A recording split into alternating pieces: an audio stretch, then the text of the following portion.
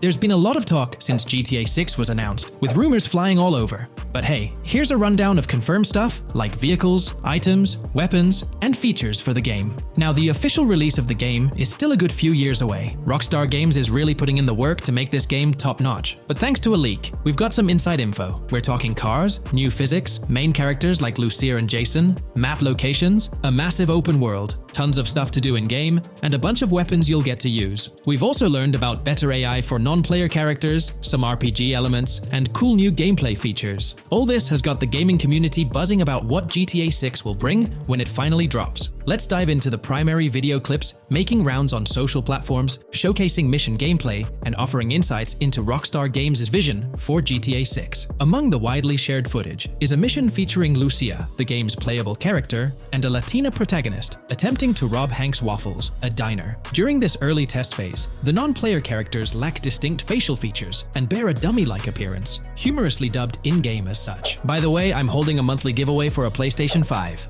You just need to subscribe and you're entered. Now, back to the video. The NPC's responses are influenced by Lucia's aggressive actions, with various animations depicting the fear evoked by the robbery, akin to the dynamic NPC reactions seen in Red Dead Redemption 2. In the diner heist, Lucia has the option to aim her handgun at a hostage, providing players the choice to either rob or engage in hand-to-hand combat. Managing the hostage adds depth to criminal activities in the game. Jason, the white male protagonist, is also involved in the robbery, allowing players to interact with both characters during the encounter. Jason urges Lucia to act swiftly and escape without a trace, hinting at a relationship reminiscent of Bonnie and Clyde, aligning with previous leaks regarding the game's storyline. The character's appearance bears similarities to actors Eva Mendes and Ryan Gosling from The Place Beyond the Pines, though it remains uncertain if the narrative will mirror the movie's plot. Lucia and Jason appear to be in their late 20s, and the game incorporates a character-switching mechanism seamlessly activated through the controller's D-pad. As the police arrive, Lucia can menace another hostage, leading to a showdown with law enforcement outside. The intricate design of the outdoor area suggests a setting modeled after northern Florida, characterized by lush vegetation. As Lucia and Jason make their getaway, they rack up 2 wanted stars but avoid a shootout, deftly maneuvering around parked cars before commandeering a police cruiser. This early mission stage is apparent with tutorial-like cues, one highlighting improvements in police AI, where law enforcement remembers vehicles linked to illegal actions. The scene wraps up with Lucia driving the police car, Jason reassuring her of their ability to shake off the cops. However, their escape comes to an abrupt halt, with an unintended collision at an outdated car wash. The early footage reveals a minimap reminiscent of Grand Theft Auto 5, with icons possibly denoting missions from unfamiliar characters labeled WM and YJ. As they ascend to the VIP second floor, Dre interacts with DJ Tip, who appears irked by drink delays. A brief spat implies Tip's unpopular status. Dre moves on, and the clip ends. It's important to note that these clips depict early development stages, subject to changes throughout the game's progress. Another intriguing leak spills details on over 500 in-game events, encounters, and Easter eggs. While we can't cover them all, here are a few highlights. Various events like fishing, Satanist houses, backyard wrestling rings, and big cat mansions offer diverse experiences within the game's universe. There's talk of missing tourists, yard sales offering new clothes, an event resembling insurance fraud from Saints Row, a mysterious voice in a storm drain, potentially a nod to Pennywise, a multi-location Bonnie and Clyde mystery, and a workout challenge hinting at the return of fitness activities. Additionally, within Grand Theft Auto 6, players can stumble upon an island camp, DUI tests, UFO sightings, an animal house, a swamp safari, and the prospect of crazy golf gameplay. Based on insights gathered from the GTA forums, GTA 6's open world is estimated to be at least 2.5 times larger than GTA 5, providing players with a vast and immersive environment to explore. The game draws inspiration from the successful approach seen in Red Dead Redemption 2, promising a meticulously crafted open world with captivating mysteries that elevate the gaming experience. GTA 6's development footage showcases recognizable real-life locations from Florida, such as the Homestead Miami Speedway, reimagined as the Port Gel Horn Racetrack, along with places like Portofino Tower, Sombrero Key Light, Solar Amphitheater Bayfront Park, and Lone Depot Park. Moreover, the inclusion of the 1000 Museum, a high-rise residential condominium in Miami, demonstrates Rockstar's dedication to detail. A metro map mirroring Miami's real version adds to the immersive nature of the game world. The presence of lush grasslands and vegetation hints at potential expansion into Georgia. although this aspect remains speculative until officially confirmed. The Miami Beach Police Department's resemblance to the Vice City neighborhood police station shows how Rockstar brings creativity into their world designs. Of course, with any early info, we're waiting for official confirmations to see how these elements fit into the final game. Until then, the mystery around Grand Theft Auto 6 will definitely keep fans excited for its release. Now, let's take a look at the primary locations featured in GTA 6. Ambrosia comprises Ambrosia Farms and the Tarmac. Bayside Copperhead, the Everglades or Grass Rivers, Fairyland, and Fairyland Forest offer distinct settings. The Keys region includes East Key, Low Key, and additional spots like a garage, gas station, and liquor store. Lake Okeechobee encompasses a motel, prison, and racetrack, while Little Haiti, North Beach, and North Miami feature establishments such as gas stations, hideouts, and liquor stores. Port Gellhorn distinguishes itself with detailed spots like an abandoned building, basketball court, beach, bingo hall, bowling alley, car wash, fishing store, fruit stand, gas station,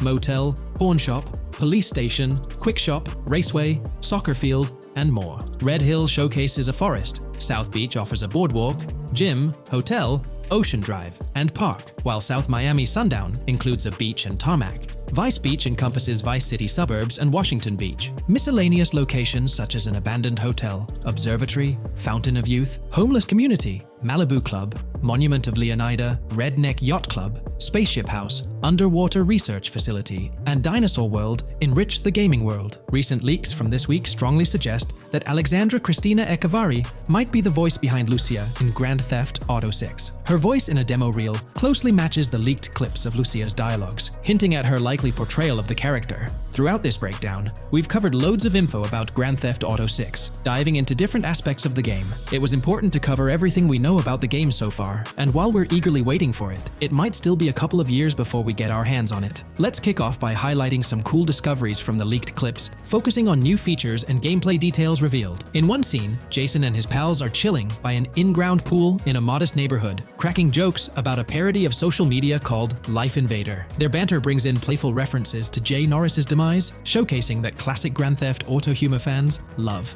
Lucia and Jason are shown in animation tests doing different actions like jogging, stopping, and ducking to avoid gunfire. Rockstar's developers also tested vehicle crash physics on an overpass. The highway signs on Interstate 97 mention North Beaches and Lake Leonida, with the current exit leading to Washington Beach. In another interesting scene, Jason finds a shipping container filled with stacks of cash and a motorbike. Various development clips reveal tweaks being made to a vehicle's interior, hinting at potential new designs or customization options for players. Throughout the clips, interactions with NPCs in the open world are demonstrated, including characters taking selfies, which adds depth to the game's environment and immersion. There's a moment where Jason enters a gang member's territory and takes cover behind a truck, showcasing unique animations for characters reacting to being shot. A notable find in the clips is a jetpack, previously leaked by Tom Henderson, which is seen inside the Jack of Hearts Club. The game features parody social media logos like Snapchat, Instagram, and Life Invader. Characters also sport different hairstyles, with details like Lucia's visible bra under her shirt, adding realism. A new feature is the ability for players and NPCs to hold their guns sideways during combat, adding a different dimension to fights.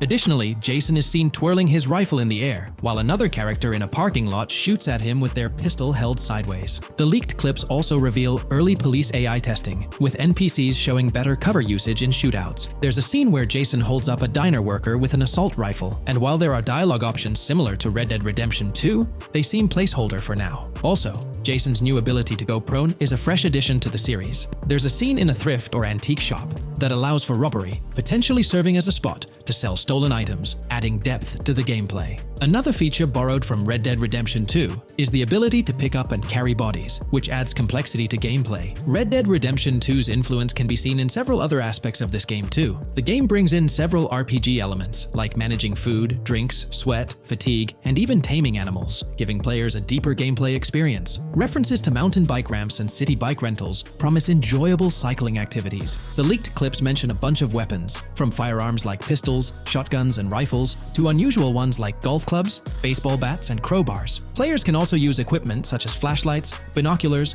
lockpicks, and more. Additionally, players can stay in motels and hotels, with the Kington Hotel being one of the options. There's even a pool party with live music for players to check out. References to the Everglades and wildlife like alligators, snakes, raccoons, and birds suggest diverse environments to explore. The weapon wheel system, similar to Red Dead Redemption 2, limits the number of weapons and items players can carry. Lucia can carry a loot bag, possibly used for robberies or stealing from different places. The inventory system allows players to carry health kits and other items for temporary boosts, and Jason can pick up and drop weapons from his inventory. The clips hint at animations like overdose, suggesting unique actions or events in the game. There are indications of horses and horse riding mechanics, possibly inspired by Red Dead Redemption 2. The open world is full of accessible places, including motels, metro stations, restaurants, pawn shops, and supermarkets. Little details like grabbing a gumball from a quick shop machine add to the overall vibe. A cool feature is the ability to shoot while swimming, adding a new layer to combat situations. All these diverse and interesting elements together promise an immersive and fun gaming experience in Grand Theft Auto 6. Let's dive into the cars of GTA 6. Shout out to the GTA forums for putting together this info. You can find links below to join the discussions. There's a bunch of confirmed vehicles. We're talking the Blista Compact, Ocelot Locust, and a car that looks like an early 90s Buick Skylark. Then there are some new cars without official names, like a 90s Chevy Caprice, a Chevy Malibu from 2016 onwards, a Chevy Sonic, and a Honda Accord from 2018 to 2022. And you know how Rockstar rolls, they'll give these cars their own funny names like they always do.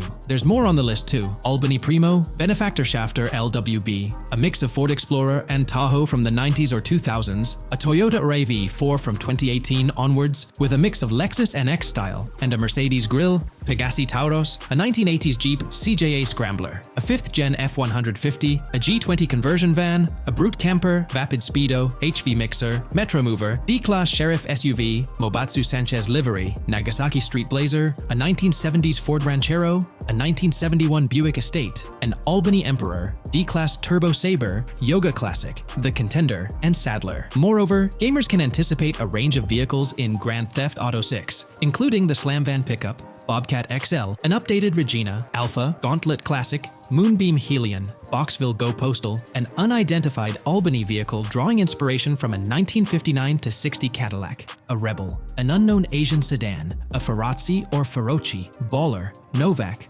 Buffalo STX, Alpha and Feudo, a Benson NF 890, Buffalo without a sports bumper, and the Stanier and Landstalker. This extensive lineup promises an immersive and varied driving experience for players within the game. What's got you hyped about this game? Share your thoughts in the comments below.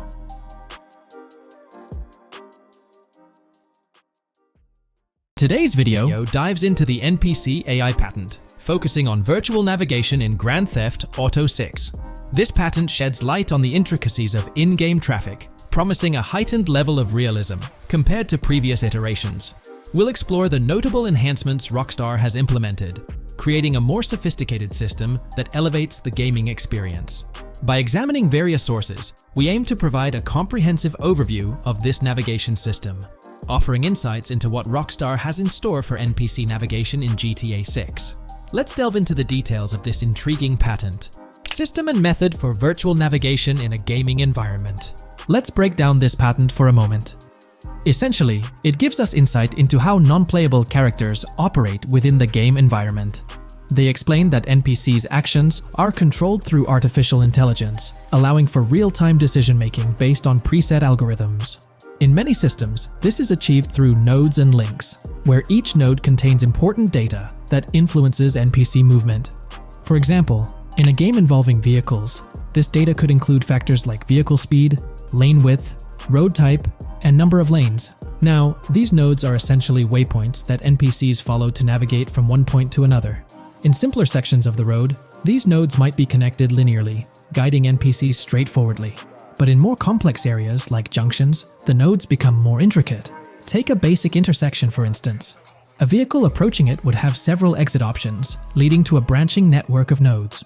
In older systems, like the one used in GTA 5, NPCs might make decisions at these junctions based on simple rules, sometimes leading to behaviors that seem a bit random.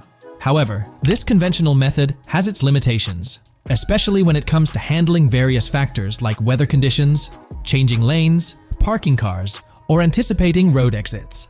In these situations, the old system could falter, as NPCs might not adapt well to the dynamic environment. One downside of the node-based system is its limited capacity to replicate real-life factors that humans naturally consider. Another drawback is its constraint in automating NPCs effectively. Due to memory and processing limitations, only a set number of NPC-controlled cars can be spawned in the game. Naturally, players crave a more immersive experience with a greater number of NPC-controlled cars on the road. Moreover, in conventional systems, NPCs often repeat the same actions, and some may even disappear as players get closer to them.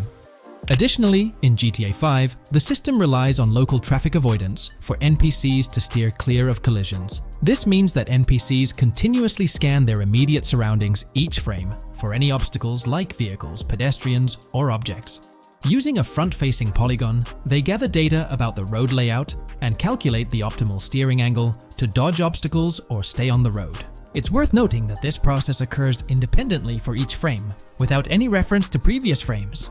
This results in slower detection, as the system may not recognize a road blockage promptly. Instead, it interprets the obstruction as something to be avoided, without distinguishing it as a complete road blockage. Recognizing these limitations, Rockstar has engineered an NPC system that addresses these shortcomings of conventional systems. This advanced system efficiently manages NPC nodes and node graphs, yielding optimal outcomes while circumventing hardware and software constraints. NPCs in this system demonstrate heightened spatial awareness and adaptability, capable of altering routes based on real-time data from the environment. Moreover, this innovative system synergizes with the tagging mechanism discussed in earlier discussions. Through node analysis, the system identifies tags, such as indicating a road leads to a junction unsuitable for large vehicles. Consequently, large vehicles are deterred from entering. Furthermore, NPCs within this system consider various attributes of vehicle types, models, including speed restrictions, acceleration and braking capabilities, top speeds, cornering abilities, and vehicle size. NPCs will consider a plethora of data from their surroundings, leading to heightened situational awareness. Video games are populated by NPCs who are able to make real-time decisions based on their environment. Games use a specific system for NPCs to traverse the game world. However, this system is very limited, and thus the decisions NPCs can make are very limited as well. NPCs in vehicles only consider their close vicinity, but nothing else. Also, to avoid collisions, NPCs only consider the last generated frame and base their reaction on that. No prior frames are considered. Rockstar has invented a new system which aims to fix these issues and make NPCs more intelligent, and thus make the game world feel more realistic. NPCs can now consider factors like traffic, as well as account for changing lanes when parking cars, anticipating a road exit, weather conditions, and the like. There are more than a predetermined number of NPC-controlled cars in the game now for a realistic experience for the player. Vehicles can now plan accordingly in case there is any type of road blockage. This also applies to police cars being able to navigate their way through traffic during a chase. I'd like to highlight another breakdown of the patent, which dates back 3 years ago. Let's delve into it. Takeaway from yesterday's patent post. I've read over the patent post from yesterday, and I noticed a lot of people missed the most exciting information in it. I'll sum it up in non-technical language. It's essentially a method to improve vehicle AL when driving currently. When NPCs drive on the road, they can sense a few cars around them to determine crashes or other things to drive around. This is dumb AL, as it has very few factors to take into account, and requires a lot of computational resources. This is why vehicles despawn when far away to free up the CPU. Rockstar's patent describes a system that primarily will change this and give NPCs more situational awareness. They will essentially have an objective of navigating from one location to another. Simplified, but is essential in making routines similar to RDR2, and be able to take into account other external factors. Coolest of all, NPCs will still exist when your game isn't rendering them in this implementation. Specific examples mentioned by Rockstar state they will be able to use weather conditions, traffic, and crashes to determine where to go. Some areas might be dangerous in the rain, they might avoid it. If an area has too much traffic, they will avoid it. Possibly destructible environmental areas could be reacted to. Similar to bridges in Just Cause, this point is speculation, however. Cars will also be able to take into account number of lanes and speed in their decisions. NPCs will be also able to take into account high-speed chases and be able to navigate if they themselves are speeding. There will also be other reactions that are mentioned specifically, such as changing lanes before a highway exit appears, and as Rockstar puts it, driving slower on residential-type roads, or having to perform certain maneuvers to avoid oncoming traffic on single-lane streets. The large part they also mention is this implementation uses a lot less processing power. The NPC schedules can be relayed by a central server. They could possibly use the console itself as well, and it doesn't require the same constant surrounding analysis. As previous Al Rockstar mentions, this will allow them to have denser traffic with the same resources. A large aim also seems to be realism. Rockstar's patent mentions realistic reactions to various factors as being the main intent. For example, NPCs will each have different driving ability levels based on the driver and the car. Essentially, each driver will have its own profile and have unique driving characteristics as well as skill level. Some might speed, others might not. Each vehicle will also affect the driving of these drivers. We're eagerly anticipating the debut of this new system in action in GTA 6. Share your thoughts in the comments section below.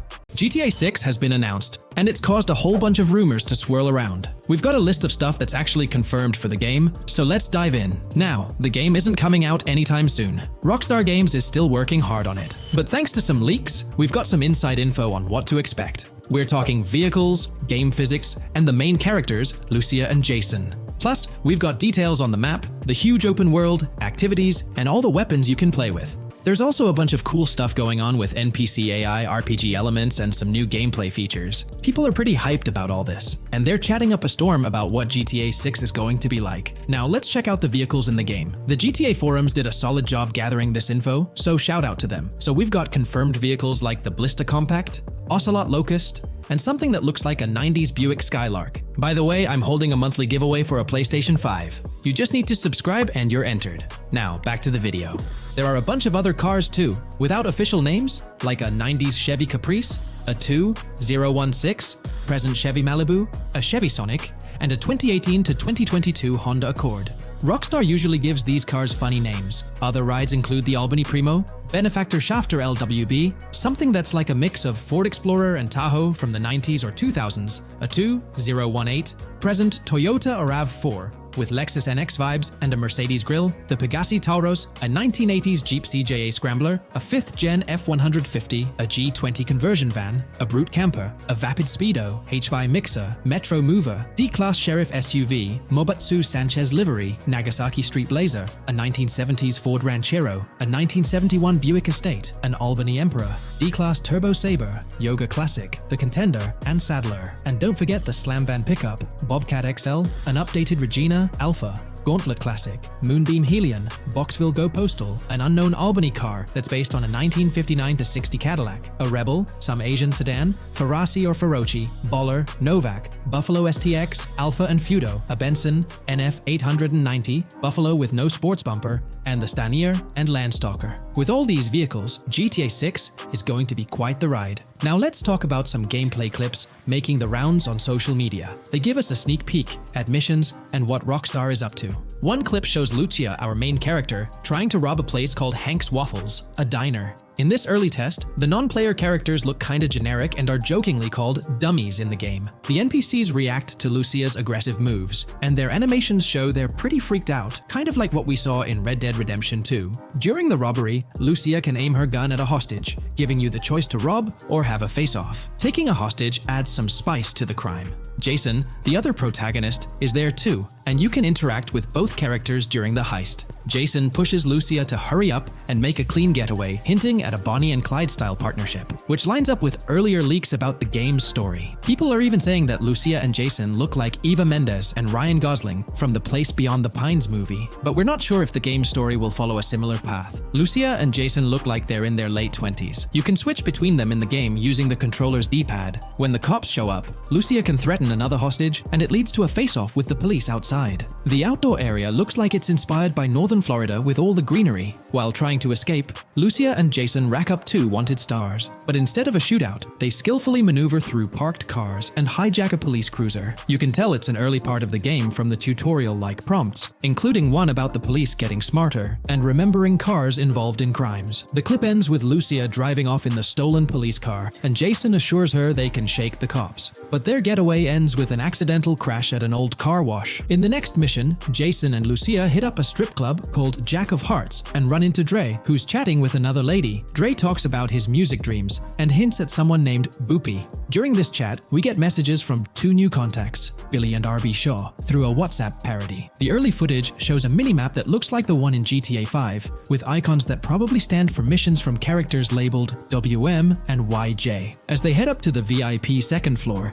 Dre has a run-in with DJ Tip, who's upset about waiting for drinks. Dre steps in, but it's clear that Tip isn't the most popular guy. Dre moves on, and that's where the clip ends. Just remember, this is early development footage, and things might change as the game gets closer to release. Another leak spills the beans on more than 500 world events, encounters, and Easter eggs you'll come across while playing. There's too much to cover, but I'll mention a few interesting ones. You'll find stuff like missing tourists, yard sales with new clothes, an event that's a bit like the insurance fraud thing in Saints Row, a voice in the storm drain that might remind you of Pennywise, a Bonnie and Clyde mystery that spans different places, and a workout challenge that suggests fitness activities are back. Players can also stumble upon an island camp, DUI tests, UFO sightings, an animal house, a swamp safari, and even the possibility of playing some crazy golf. There's a hint that the basketball court might be back too. Events like fishing, Satanist houses, backyard wrestling rings, and mansions with big cats offer a bunch of different experiences in the game world. Now, let's talk about the main locations in Grand Theft Auto 6. Ambrosia has Ambrosia Farms and the Tarmac.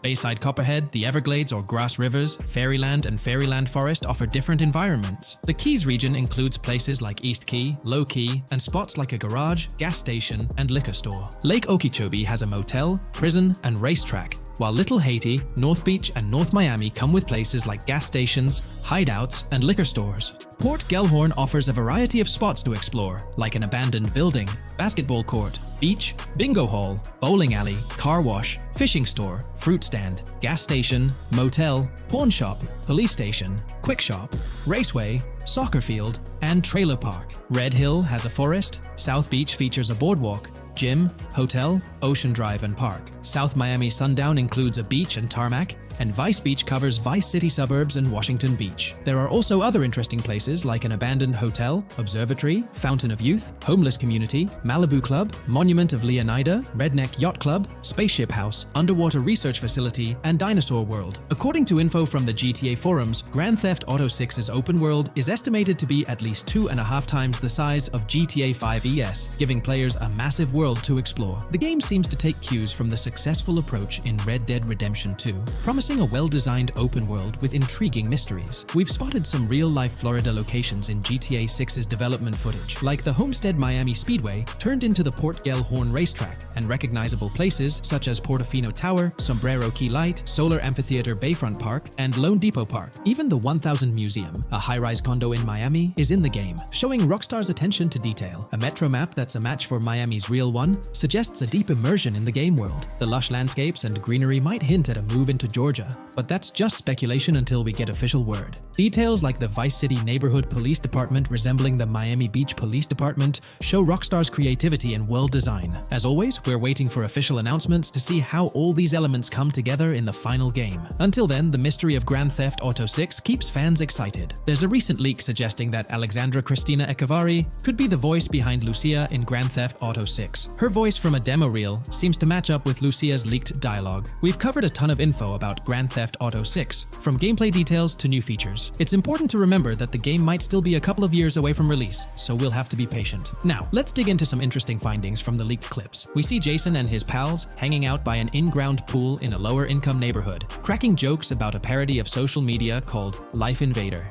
It's all about brain downloading and poking fun at Jay Norris's demise. Classic Grand Theft Auto humor. The leaked clips also give us a peek into early police AI testing, showing NPCs using cover better during gunfights. In one scene, Jason robs a diner worker with an assault rifle, and we see some dialogue options that look like they're from Red Dead Redemption 2, but they might just be placeholders. Jason's new ability to go prone is a fresh addition to the franchise, and a scene in a thrift or antique shop hints at the option for robbery, maybe even a place to sell stolen items, which adds depth to the gameplay. There are animation tests for Lucia and Jason, doing stuff like jogging, stopping, and ducking to avoid gunfire. Rockstar's developers also tested vehicle crashing physics, with a car driving over an overpass. Highway signs mention North Beaches and Lake Leonida on Interstate 97, with the current exit leading to Washington Beach. In another scene, Jason stumbles upon a shipping container full of cash and a motorbike. Various development clips show changes to the inside of a vehicle, suggesting new vehicle designs or customization options for players. Throughout the clips, there are various interactions with NPCs in the open world, like characters taking selfies, which makes the game's world feel more immersive. Another mechanic borrowed from Red Dead Redemption 2 is the ability for characters to pick up and carry bodies, adding depth to the gameplay. We also see other influences from Red Dead Redemption 2 in different aspects of the game. The weapon wheel system is similar to Red Dead Redemption 2 with limited weapons and items you can carry. Lucia has a loot bag that might be used for robberies or stealing stuff from different places.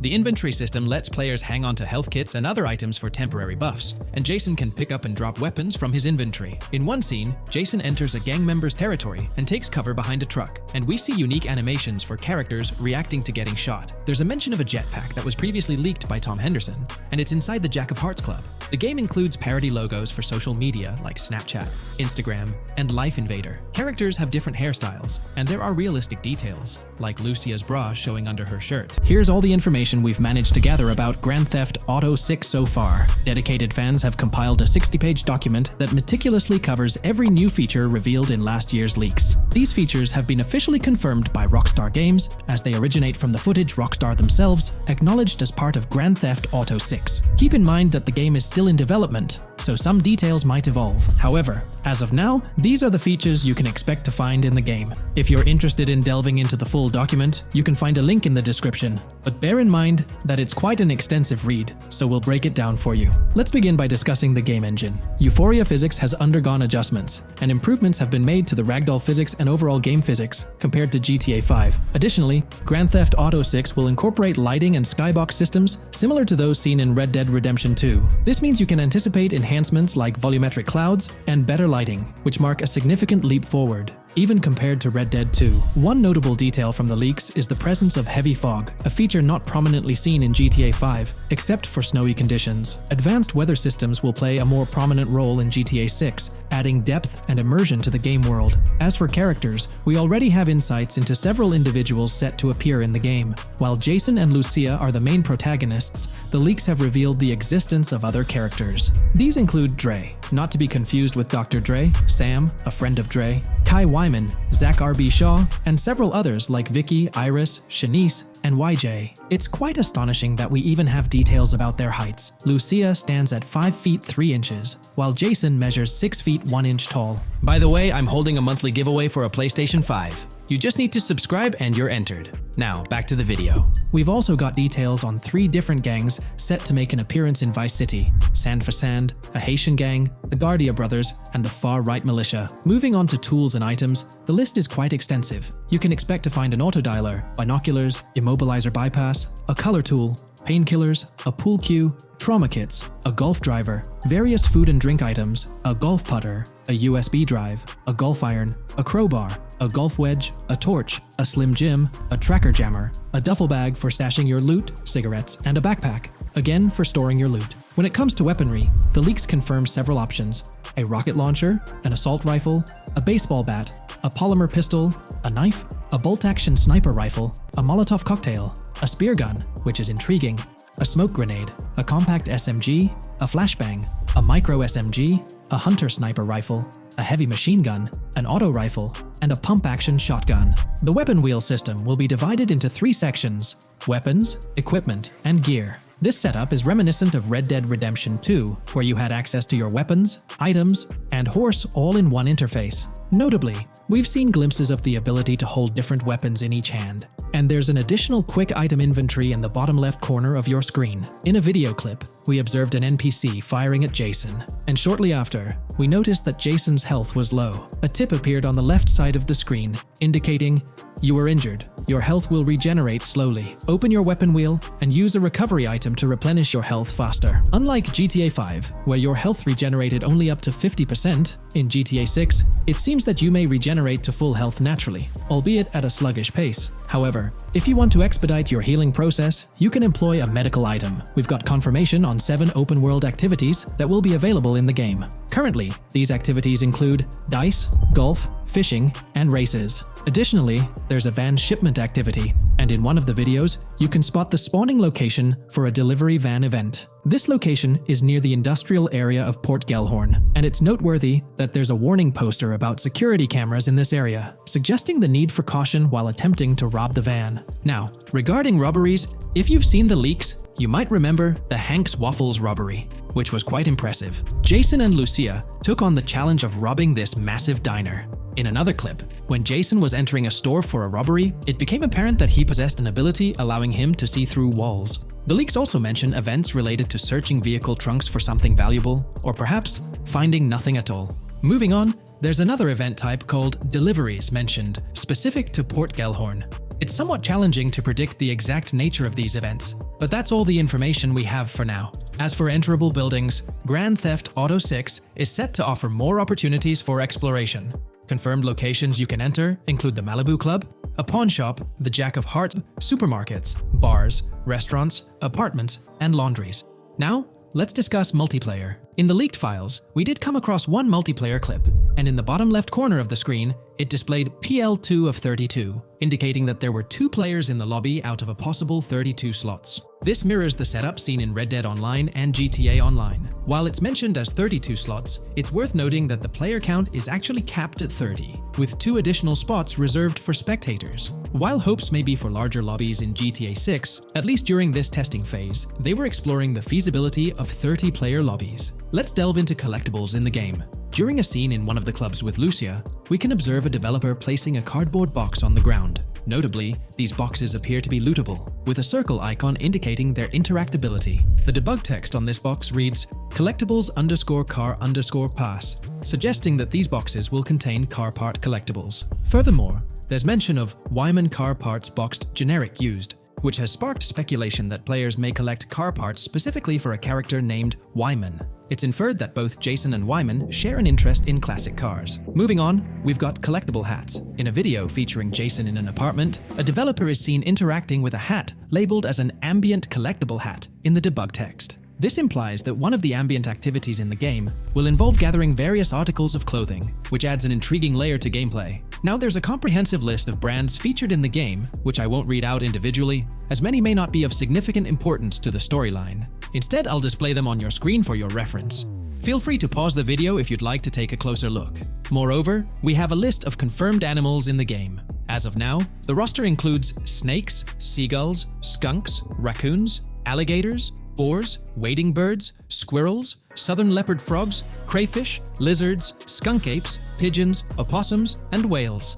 Keep in mind that this is not an exhaustive list, and there's a good chance we'll encounter even more wildlife when the game officially launches. These are simply the animals we have information on at this point in time. In the ongoing exploration of the forthcoming Grand Theft Auto installment, a plethora of new gameplay mechanics has come to light. These enhancements promise to augment the player experience in a variety of ways, ushering in a fresh layer of dynamism and immersion within the game world. First and foremost, players can now maneuver while ensconced in cover. This feature introduces a newfound level of flexibility during engagements, allowing for more strategic positioning in combat scenarios.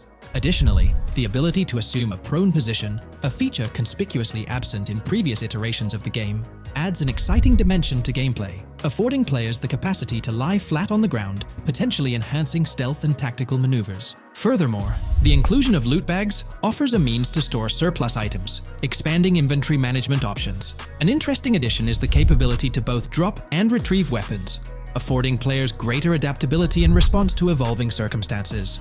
During intense firefights, a novel under fire animation engages, wherein the player character instinctively shields their face from incoming projectiles, providing a more immersive combat experience. In the aftermath of enduring a severe blow, players are granted the opportunity to enact self-revival, potentially turning the tide of adversity. In aiming down sights, the option to seamlessly switch shoulders grants players a tactical advantage, facilitating improved positioning and target acquisition. Moreover, hand-to-hand combat now includes the ability to execute grabs, diversifying the melee combat mechanics. A noteworthy addition to the game is the implementation of buddy communication. embodied in the buddy comms and buddy ping system. Although specific details remain undisclosed, it is plausible that these features will facilitate coordinated actions between the two main characters, Jason and Lucia. Vehicle combat has witnessed a transformation, as shooting from car windows now entails the complete egress of the player character from the window, enabling full 360-degree firing capabilities, thereby revolutionizing vehicular combat dynamics. The intriguing Eagle Eye system, seemingly exclusive to Jason, allows for a form of wall-penetrating vision, although its applicability to Lucia remains uncertain. Enhancements also extend to interactions with in-game elements. Players will find themselves endowed with a broader range of interactions, such as the capacity to carry bodies, engage in robberies, issue threats, and converse with non-playable characters, NPCs, during heists. Moreover, the ability to collect additional items, including beer bottles and cans, enriches the gameplay experience. Shifting the focus to new gameplay systems, one particularly exciting addition is the concept of money laundering.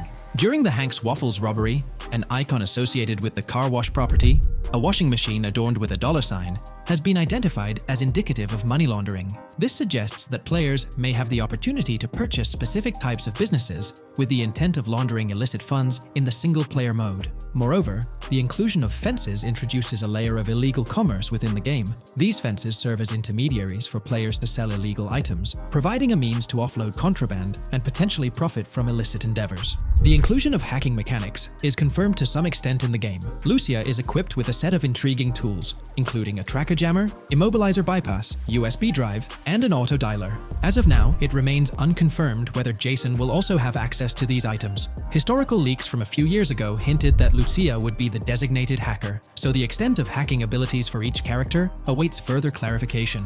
Among the event types within the game, two distinct categories emerge: pragmatic cool and chaotic and romantic cool. While specific details surrounding these events are not fully disclosed, they introduce intriguing possibilities for players to navigate. Furthermore, during robberies, players will have the capacity to issue commands to the other character involved. In a video clip from the leaks depicting a robbery, a tip notification suggests checking in with Jason or holding for more options. This implies that players can give their partner commands during a heist. Notably, prompts to instruct Jason to either surrender or follow indicate a degree of control over both characters simultaneously, simplifying coordination compared to relying solely on AI behavior. The witness system and police recognition within the game hold significant implications. During the Hank's Waffle robbery video, an interesting detail surfaces regarding the wanted level stars interface, which includes the term full description. This strongly suggests that witnesses within the game possess comprehensive knowledge about the player character. Consequently, law enforcement is expected to recognize the player once Lucia enters a police vehicle. Additionally, a transition is observed from no vehicle description to full vehicle description in response to Lucia's actions. This implies that even after losing a wanted level, if the police spot the player in the same vehicle, they will react accordingly, potentially leading to an arrest or hostile encounter. During the robbery sequence, Jason can be seen actively preventing customers marked with yellow icons above their heads from calling the authorities or fleeing the scene. Notably, an NPC within the diner exhibits a yellow icon above her head. Following Lucia's exit from the diner, the icon begins to flicker.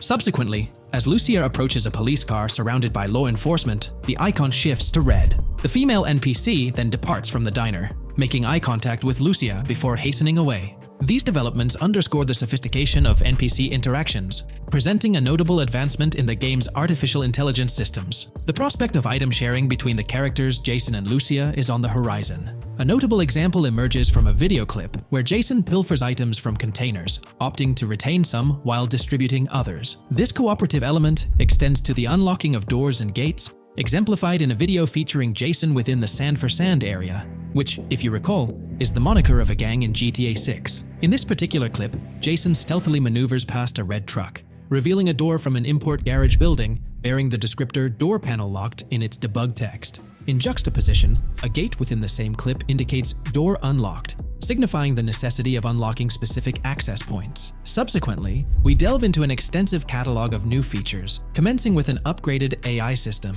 In a visual excerpt, the enemy AI exhibits an inclination to open fire upon Lucia when she pivots to face them. This hints at AI entities possessing a heightened acumen for discerning opportune moments to engage in combat. Impressively, AI units adapt their elevation relative to surrounding obstacles, steering clear of potentially disadvantageous head-glitching tactics. Furthermore, a prudent alteration manifests as AI adversaries opting to lower their stance during weapon reloads, a judicious move compared to reloading while exposed in the open. Enhanced AI combat tactics are evident in their lateral strafing maneuvers during shootouts. Notably, NPC behavior has undergone substantial refinement. As discernible in the leaked materials, AI characters no longer traverse the game world in solitary isolation, but now frequently assemble into groups. This intriguing development is reminiscent of a feature previously observed in Red Dead Redemption 2, where NPCs often moved in cohesive units. An illustrative instance materializes in a video where Lucia, carrying a duffel bag, shares the sidewalk with 3 individuals attired as tourists, who engage in animated conversation while strolling past her. This signifies a notable departure from GTA 5, where pedestrians predominantly ambulated in solitary fashion, contrasting with the forthcoming inclusion of group dynamics, perhaps even encompassing couples or social cliques, enhancing the verisimilitude of the game world. A notable addition to the gameplay dynamics is the option to voluntarily surrender to law enforcement during a robbery. The consequences of such an action remain shrouded in uncertainty, warranting further exploration upon the game's release. Furthermore, the mundane act of purchasing gumballs from vending machines emerges as a potentially restorative action. While it can be surmised that gumballs may offer a healing effect, concrete details regarding their function remain pending confirmation. In a nod to realism, akin to GTA 5, the forthcoming installment acknowledges the accumulation of dirt on your character's clothing, reflecting the wear and tear endured during your escapades. The hair and facial hair systems exhibit intriguing variability, with different versions of Jason observable in the leaks, sporting varying hairstyles, including long hair, short hair, stubble, and clean-shaven looks. While not definitively confirmed, this strongly alludes to the introduction of a hair growth system, akin to the one featured in Red Dead Redemption 2. Given the precedents established in the latter game, the likelihood of such a system in GTA 6 appears high. Expanding the repertoire of actions available to players, the ability to consume items directly from your inventory is showcased. When Jason visits a gas station, the inventory reveals options for wine, soda, and fruit consumption, implying that you can partake in these items at your convenience, akin to the mechanics present in Red Dead and GTA Online. Introducing a novel event type named Cop Trap, the game incorporates scenarios where law enforcement sets up traps at multiple locations. While the precise details of these traps remain undisclosed, it is apparent that police will employ diverse tactics to ensnare players. An overhaul in the police system introduces the concept of time until cops dispatch. In this iteration, criminal activities do not instantly summon law enforcement. Instead, players are afforded a brief window to execute an escape before the police response commences. The inclusion of security cameras as a surveillance mechanism adds complexity to evading detection. Unlike the conventional implementation in GTA Online, these cameras employ a detection meter, reminiscent of mechanics seen in games like Payday 2 or Payday 3. Players must act swiftly to evade the camera's line of sight within a specified time frame, akin to a filling bar, to avoid detection. This novel approach to security cameras introduces a fresh layer of challenge and strategy to evading law enforcement. Players will have the newfound ability to restrain non-player characters, NPCs. The primary method, as gleaned from the leaks, involves the use of zip ties. This restraint option becomes particularly pertinent during robbery scenarios, where players can employ zip ties to immobilize NPCs. A novel feature that comes to light is the capacity to loot vehicles. A fleeting glimpse in the Hank's Waffles video reveals a button prompt in the bottom right corner of the screen, labeled Examine SUV. This hints at the prospect of inspecting random cars and potentially engaging in vehicular theft. To make car theft more engaging, an advanced hijacking system is on the horizon. The existence of the immobilizer bypass device, previously discussed, suggests that pilfering high-end vehicles will pose a greater challenge. Additionally, an item known as the Slim Jim will facilitate unlocking older model cars. These mechanics collectively point to the notion that hijacking automobiles will become a more intricate endeavor, with the potential for car theft endeavors to end in failure. Furthermore, 2 intriguing event types emerge, namely carjacking, CAT, and carjacking, advanced AI. These events suggest that the vehicular hijacking process will incorporate nuanced elements, potentially involving the interference of an AI-controlled entity. GTA 6 promises to deliver an augmented vehicular experience through improved vehicle damage and handling. In a displayed video clip, as Lucia attempts to evade pursuing law enforcement, cars suffer more impactful damage. Notably, various parts of the vehicles, such as the front fender and hood, demonstrate more realistic deformation and fragmentation. The in-game interiors now feature functional GPS and waypoint systems on the dashboard, enhancing navigational convenience for players driving in the first-person perspective. Additionally, players have the option to enter a car via the passenger seat, offering flexibility in vehicle interaction. A hallmark of GTA 6 is its meticulous attention to detail. Players can encounter raccoons engaging in behavior, such as rummaging through trash cans and pilfering food bags. These instances are categorized as world events, denoted as raccoon climb out of garbage, raccoon rummage trash, and raccoon steal food bag. While numerous other subtle details enrich the game world, they are too numerous to enumerate here. Interested individuals can explore these intricacies further through the provided link. Expect a heightened level of auditory realism in GTA 6. Weapon sounds exhibit enhanced clarity and realism, with greater volume. The sounds of bodies impacting the ground will resonate with a more substantial thud, evoking a heightened sense of impact. Police sirens will reverberate off buildings and environmental elements with heightened realism, while items will produce varying auditory responses contingent on the surrounding context. In essence, sound design in GTA 6 aims to authentically replicate real-life auditory experiences. Fascinating developments. Several months ago, a colossal trove of leaked data unveiled a wealth of intriguing random events, world encounters, that promise to enrich the GTA 6 experience. While I won't delve into all of them, the list is nothing short of captivating. Events range from mundane occurrences like parking disputes to more enthralling incidents such as donut burnouts, protests, and even someone suffering a concussion. The prospect of navigating the lifelike world of Vice City, teeming with such diverse activities, is undeniably exhilarating. I strongly recommend pausing the video to peruse this remarkable compilation. Additionally, we have been privy to an extensive catalog of vehicles slated to appear in GTA 6. These vehicles, gleaned from both in-game leaks and files, I encourage you to peruse this comprehensive list at your leisure. It resides on page 30 of the document. Furthermore, the leaks have divulged a plethora of confirmed locations within Vice City and its environs. Naturally, Vice City itself takes center stage, while several districts and neighborhoods will pepper its landscape. Notable locations include Edgewater, North Bay City, Rock Ridge, Little Haiti, Vice Beach, South Beach, Washington Beach, and Key Biscayne. Port Gellhorn, intriguingly, appears as a separate city akin to Sandy Shores or Palito Bay from previous iterations. The list extends to encompass Yorktown, Ambrosia, Sundown, the Keys, La Pearl, Red Hill, Lake Leonida, Hamlet, Stockyard, Homestead, Grass Rivers, Ekin, Fanaka, Underwater, and Relief. Each of these major locations contains a multitude of sub-locations, a testament to the meticulous world-building evident in the game. As if this weren't enough, the dedicated community has endeavored to construct a speculative map of GTA 6 based on coordinates extracted from the leaks. While the precise layout of the map's northern region remains uncertain, the map preview encapsulates the sprawling Vice City to the south and Port Gellhorn on the left. This visual representation of the game world is undeniably impressive and stokes the anticipation for the immersive adventures that await. From 2022 and onward, a group of passionate GTA fans have been diving deep into GTA 6 gameplay leaks, and what they discovered was wild.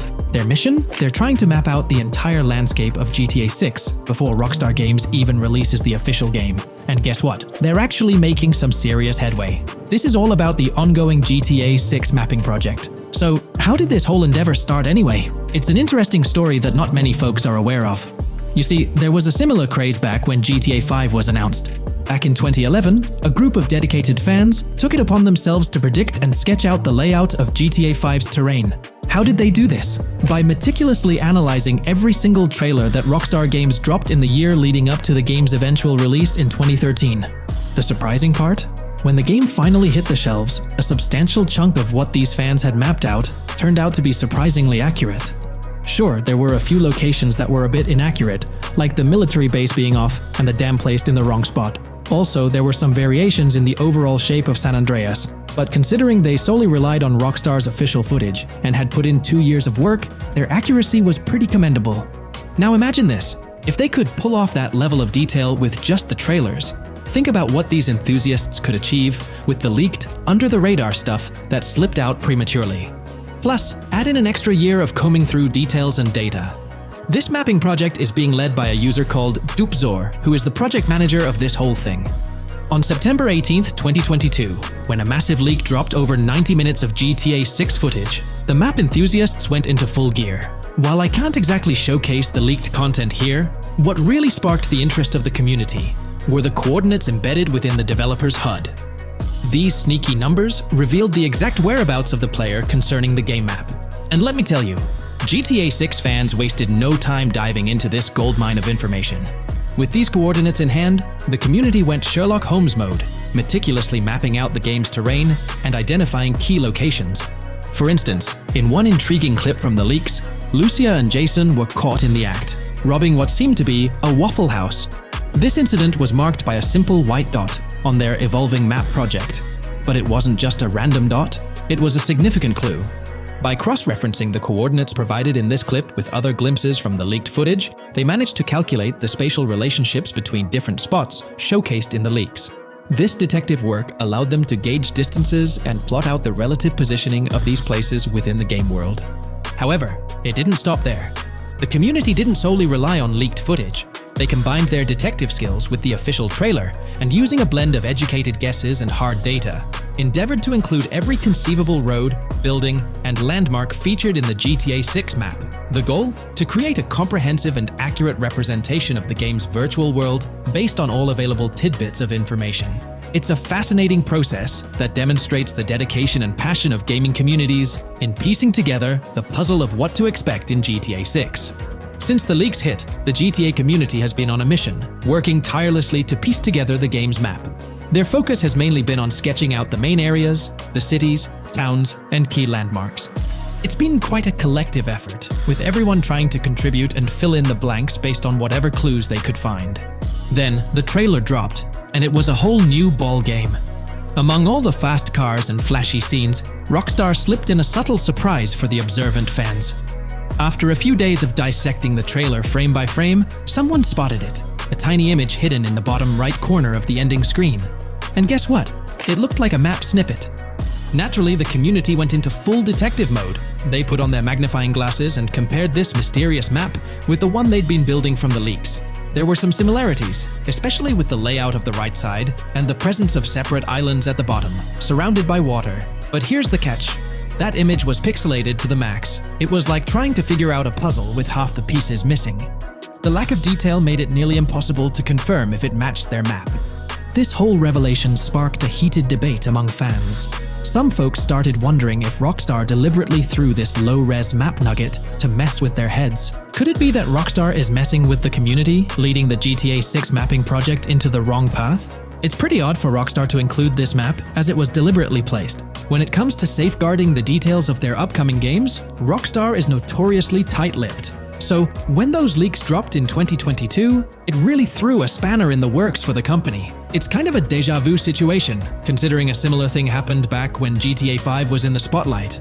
I can't help but wonder if Rockstar did this deliberately, as a deliberate move to shake things up and keep everyone guessing. But then again, we, the GTA fans, are pretty good at concocting theories out of thin air. Now, about that mysterious, highly detailed artwork nestled in the official wallpaper, that's what's really piqued my interest. It's like this odd piece that stands out from the rest, making me think it wasn't just randomly thrown in there. There's gotta be some intention behind it, right?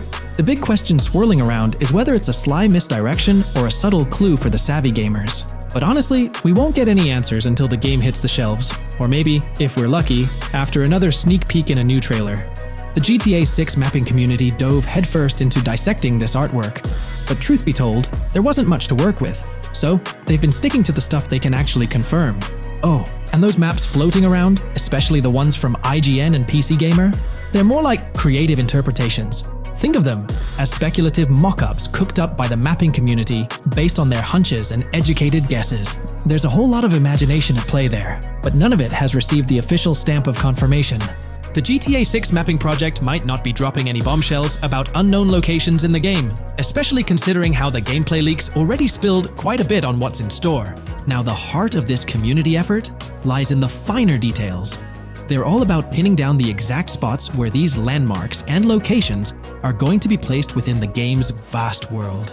However, let's be real here. They've barely scratched the surface, covering roughly just 10% of the entire map. Still, kudos to them for the tremendous effort and progress they've managed to make with what they have. What's confirmed, though, is that this map in GTA 6 is going to be an absolute beast, nearly double the size of the already sprawling map in GTA 5. They've made strides, particularly in fleshing out the Miami Beach region seen in the trailer, those gorgeous Venetian islands from the breathtaking aerial shot, and even narrowing down the location of Lucia's incarceration in the game.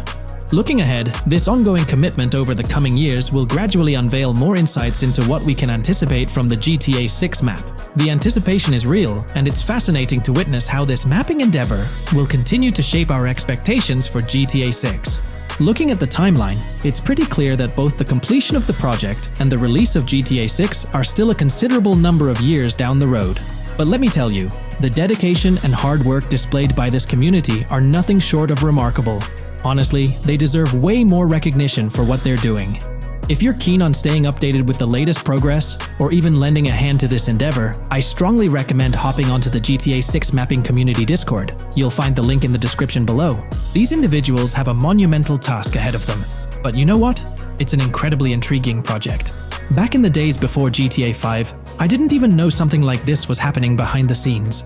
But now, as we patiently wait for 2025, every snippet of information or rumor about GTA 6 gets me all excited. And out of everything related to the game, I find the mapping community's tireless efforts the most captivating and commendable. A massive thank you to every single person contributing their time and effort to this project. I genuinely cannot wait to witness the final result of all their hard work.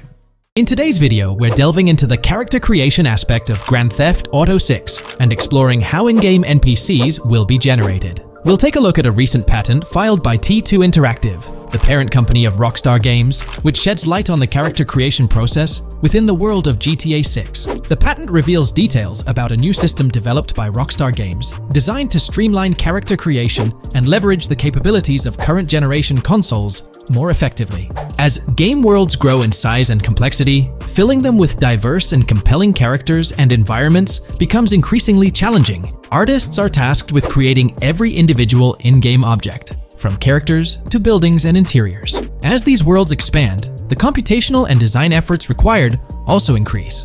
However, Rockstar Games has once again demonstrated innovation by developing a system that optimizes the rendering of 3D objects, ensuring efficiency without compromising on detail. This system addresses the challenges posed by the ever-expanding scope of game worlds. The patent we're examining in this video is titled System and Method for Game Object and Environment Generation. This video takes a deep dive into the generation of building interiors and characters within the expansive world being crafted by Rockstar Games. The patent starts off by providing an overview of how objects function within 3D spaces, as explained by Rockstar. Objects used in 3D graphics, often called assets, are a combination of geometry data, for example, the 3D model, and data for textures associated with the geometry data.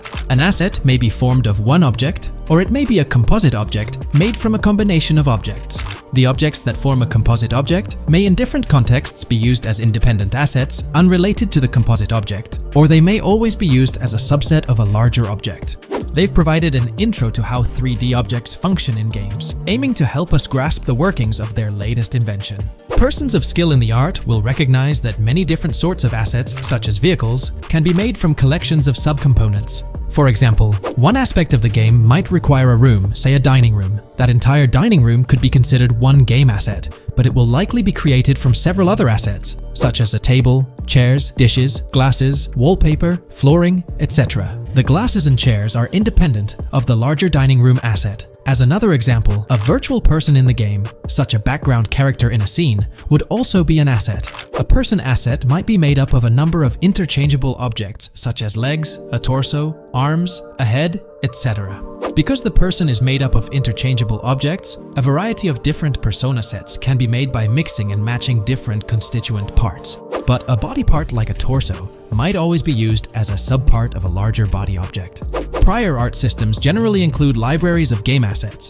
The systems and methods of the present disclosure add a metadata layer to these game asset systems and provide modified development and game architectures to take advantage of the new metadata layer. This metadata layer includes tags that are added to the object in order to provide useful descriptors. In a preferred embodiment, these descriptors are completely free-form and without context. This allows developers to specify information about objects as needed without having to be locked into a rich pre-configured schema.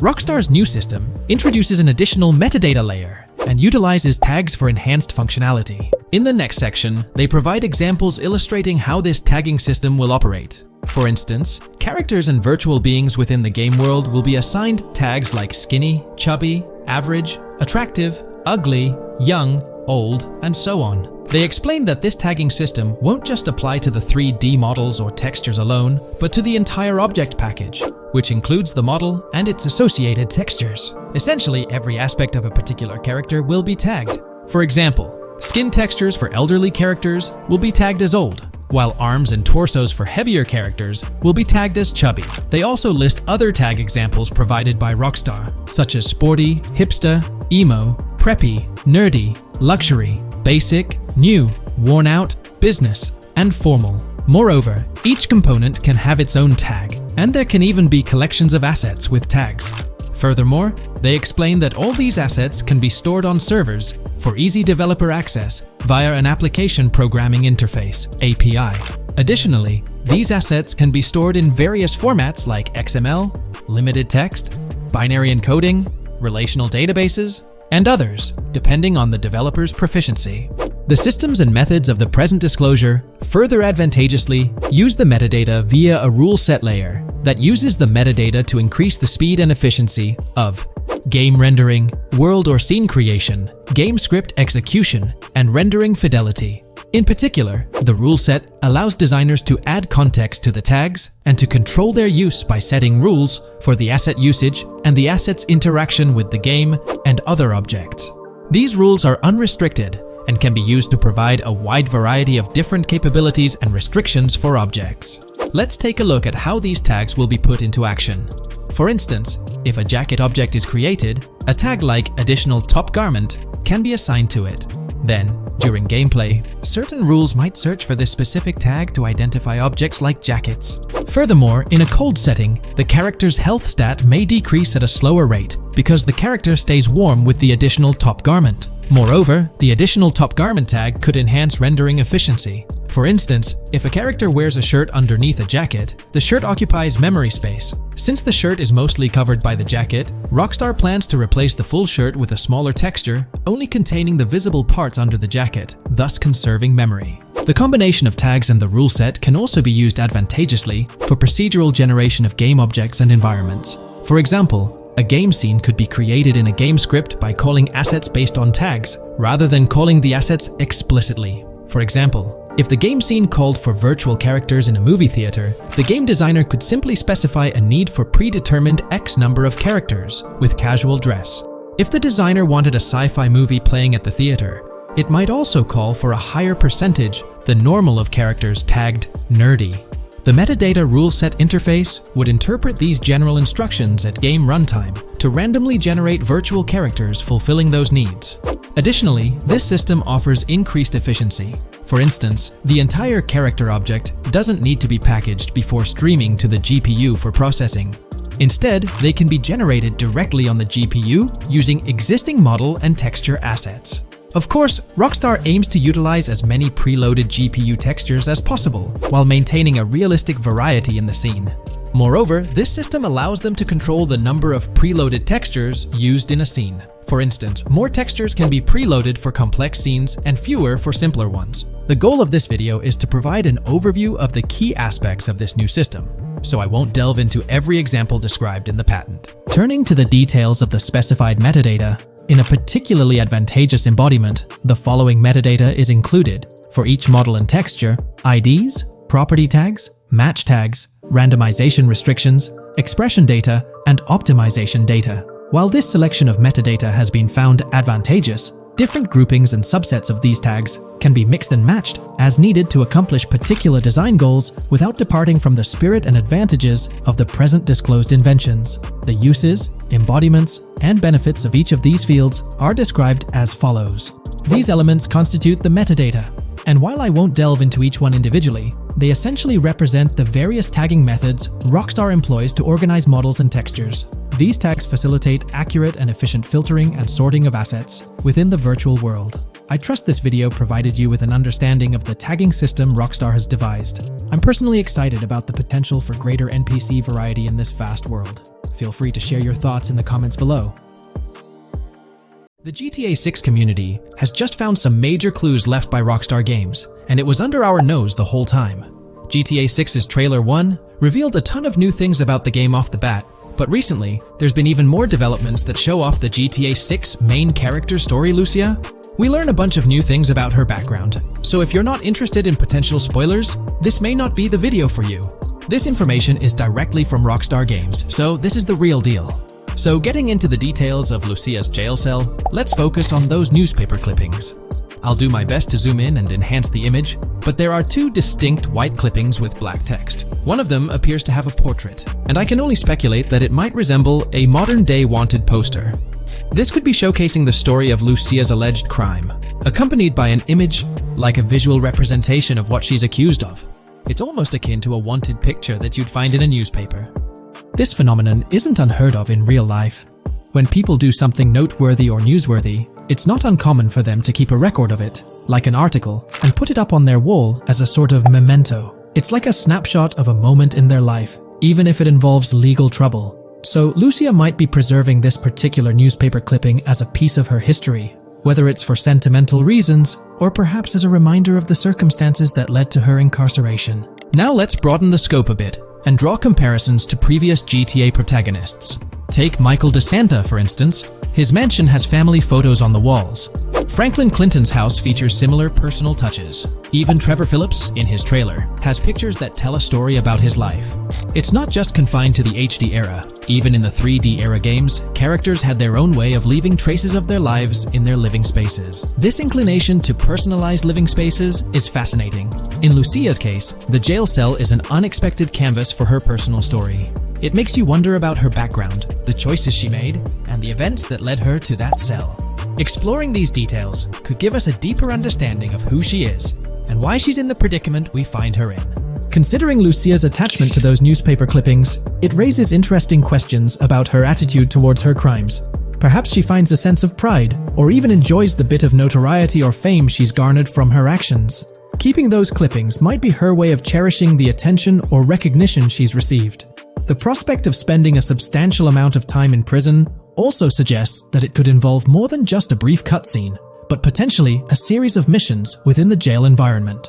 Now, shifting our attention to the picture above the bunk bed, it's a bit of a visual puzzle. While it's challenging to discern details, on the left side, there's a guy with a drink in hand, donning a white t-shirt. Next to him is a woman with voluminous hair, and in the foreground, there's another figure. This composition raises the question of whether these individuals could be Lucia's family. The dynamics and connections between characters are often crucial in unraveling the narrative of any GTA game. Acknowledging my limited knowledge about jail life, it's uncertain whether inmates generally have the privilege of keeping photographs with them as mementos. However, in this specific scenario, it appears that Lucia can. This might imply that the prison depicted isn't a maximum security facility, given the freedom for inmates to keep personal items. While the setting is far from casual, it offers a level of interaction and mobility, allowing inmates to go outside, engage in conversations, sit at tables, and soak in sunlight. The orange jumpsuits signify their status, but the absence of being handcuffed to the ground suggests a certain level of relative freedom. In this context, the allowance of pictures and photographs could offer an additional layer of insight into the characters and their personal connections, providing players with a unique perspective on Lucia's life, both inside and outside the jail cell. Taking a closer look at the latest image, which I've adjusted to bring out more details, there's another intriguing photograph. A guy in an orange shirt catches the eye, positioned alongside two women on the right. The one on the left appears to be sporting a hat and sunglasses, although discerning whether any of them is Lucia remains challenging. They could very well be family members, close friends, or simply individuals from her social circle. Amidst all the uncertainty, Lucia seems notably fixated on reflecting upon her actions and the community's response. Beyond this, it's evident that Lucia maintains a distinct connection with a specific group of people, as indicated by the presence of their pictures in her jail cell. It's not just about her individual experience. There's a shared history captured in those photographs, hinting at relationships that go beyond the confines of the jail cell. Directly below the image featuring the guy in the orange shirt and the other girls, there's yet another photograph. Although the details are obscured, the presence of someone standing in the picture is noticeable. Lucia is seemingly constructing a collage of photos, creating a visual narrative that serves as a repository of memories. These images might play a crucial role in not only grounding her within the context of her relationships, but also providing a semblance of continuity and connection to the outside world. It's worth mentioning that the footage I'm working with is the highest quality version sourced from YouTube, as Rockstar hasn't officially released it on their Newswire page. Despite being in 4K, the YouTube upload might introduce some compromises in image quality, so there could be nuances in the pictures that we might miss. Once Rockstar throws the official trailer our way, we're likely to get a treasure trove of additional details. But for now, let's roll up our sleeves and dissect the snapshots from Lucia's jail cell. Apart from Jason, there's another player in Lucia's story, Stephanie, the Leonid Department of Corrections representative. Picture a different scene though. Lucia's cell is a far cry from Stephanie's office. In this particular shot, Stephanie's unmistakably holding down the fort in a black dress, center stage on the right. Flip to the left frame, and there she is again, donning a red dress on the right side. Behind her, there's a framed message teasing with, "If you miss," but the rest remains a mystery due to some pesky screen glare. Now, let's make a full turn and voila! Another Stephanie pic in the bottom right corner. This time, the backdrop suggests a domestic scene, perhaps with a partner. She's got on some bluish shades, slightly different from what we catch a glimpse of later. The background paints a more vivid picture, a collection of books, pamphlets, a conspicuous high-visibility vest, and yet another potential newspaper clipping. Whether it's a routine thing or an anomaly, the jury's still out. So, what's the inside scoop on Lucia's backstory gleaned from her jail cell environment? Well, the state of the jail suggests it's seen better days. Peeling bits off the windows hint at a place with some history. That initial shot with the barbed wire strongly implies it's not a newly minted spot. It's got the wear and tear of time etched into its surroundings. As we immerse ourselves in the intricacies of Lucia's life within the jail cell, the narrative unfolds as a captivating tapestry, each element contributing to the rich story. The subtleties, from the cryptic newspaper clippings shedding light on her alleged crimes to the carefully chosen photographs depicting relationships with family and friends, create a vivid and compelling portrait of Lucia's existence, both within and beyond the jail confines. The personal touches within her confined space evoke a rawness that harks back to the legacy of previous GTA protagonists. Lucia's jail cell, unexpectedly, becomes a canvas revealing a story that transcends the conventional GTA narrative. It prompts curiosity about her past, the decisions that led her to incarceration, and the intricate web of relationships that define her. The permission granted for personal items like photographs in the jail cell adds an intriguing layer to the storytelling, suggesting a nuanced sense of freedom within the constraints of imprisonment. Lucia's attachment to these items, whether they be newspaper clippings or family snapshots, beckons players to ponder her perspective on her own actions and the recognition she may have garnered. While we eagerly await the official trailer release from Rockstar, it is clear that Lucia's story is woven with complexities and mysteries that leave us yearning for more. The weathered appearance of the jail environment, with peeling bits off the windows and subtle signs of aging, hints at a setting steeped in history, amplifying the anticipation for the unfolding narrative. Thus, with these glimpses into Lucia's world, we find ourselves surrounded by a plethora of unanswered questions. When did she find herself behind bars, and what duration does her stay entail? Your insights are eagerly awaited in the comment section. If this exploration into Lucia's jail cell has piqued your interest, a thumbs up would be much appreciated. Comment down below what you believe caused Lucia to go to jail. And did you spot these hidden Easter eggs in the trailer on your first watch? I'm interested to hear back from you guys. Thank you for watching. If you would like to support our analysis content on GTA 6, make sure to subscribe and leave a like. Today, let's delve deeper into the scoop we've got about Jason and Lucia, straight from the game's artwork and that initial trailer drop. Seems like Rockstar's shining the spotlight a tad more on Lucia this time around. Not to downplay Jason's role, but Lucia's getting some special attention, you know? Alright, so the trailer kicks off with Lucia finding herself in what appears to be a detention center, or maybe some kind of confinement. She's sporting the classic inmate gear and hanging out with a few others. Now, it's a bit fuzzy whether it's an all-girls club or a mixed bag. But here's the twist. It doesn't look like your hardcore, maximum security joint, more like a temporary pit stop. Then we see this scene with Stephanie, a counselor at the place. Stephanie's having a chat with Lucia, trying to untangle her situation. Stephanie asks why Lucia's landed there, and Lucia nonchalantly responds with something like, "Bad luck, I guess." It's got me thinking, maybe Lucia's in for something minor. You know, the wrong place, wrong time scenario, or maybe a string of small-time scrapes. By the way, I'm holding a monthly giveaway for a PlayStation 5. You just need to subscribe and you're entered. Now, back to the video.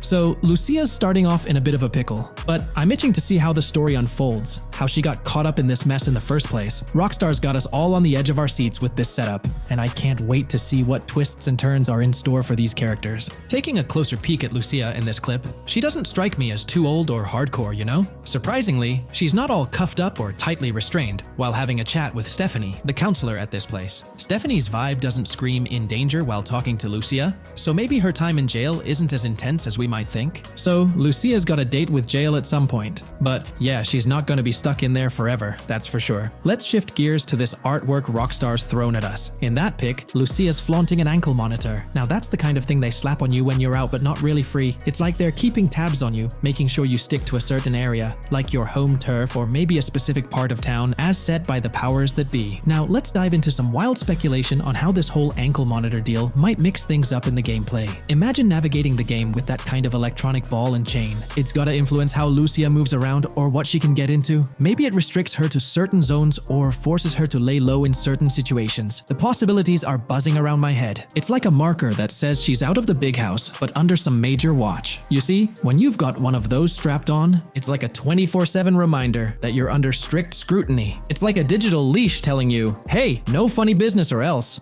Now think about how this could shake up the game's map dynamics. Rockstar might play a throwback card to the old GTA vibes, where you're restricted to certain parts of the map at the start. As you progress through the story, you gradually unlock more turf to roam. Picture Lucia stuck in a zone until she can shake off that monitor, whether she manages to ditch it by some gutsy escape or someone legally gives her the green light. Fast forward a bit, and we spot Jason and Lucia in a pretty dicey scene. Jason's in the driver's seat, Lucia's riding shotgun, and they're peeling away from what looks like a scene post-crime. A couple of cop cars are hot on their tail, lights flashing and sirens blaring. Jason's got his hands tight on the wheel, sneakily glancing at the cops as they whiz past. Then, when they're out of sight, he shoots Lucia a glance that screams serious concern. It's crystal clear these two are linked somehow, tied together by that ankle monitor and whatever legal trouble they're entangled in. How's that for a curveball in the storyline? There's this air of suspense and questions lingering. What did they do, and how does it all connect back to Lucia's time in the slammer? The plot thickens, and I'm itching to see where this tangled web leads us. Let's zoom in on Lucia for a moment. You know, it's not giving off that classic jailbreak vibe. When you make a daring escape from the big house, you don't come out with an ankle monitor like you've been given a hall pass. Nah, it's more like you become public enemy number one, constantly dodging the long arm of the law. It's got echoes of that on-the-run feel from Red Dead Redemption 2, where you're always watching your back. Wonder if Rockstar's planning to revisit that kind of storyline here? But here's a thought that's been gnawing at me. What if Jason's got this noble quest to keep Lucia out of hot water? Could be, but there's this lingering sense that they've got some pressing reasons behind these actions. It's like they're in this situation either by design or due to some pressing needs. Speaking of which, let's take a peek at the next scene in the sequence. You've got Lucia holding a bundle of cash that could make anyone's eyes widen, stacks of 20s and crisp hundreds. And what's she doing? Nonchalantly turning away from law enforcement?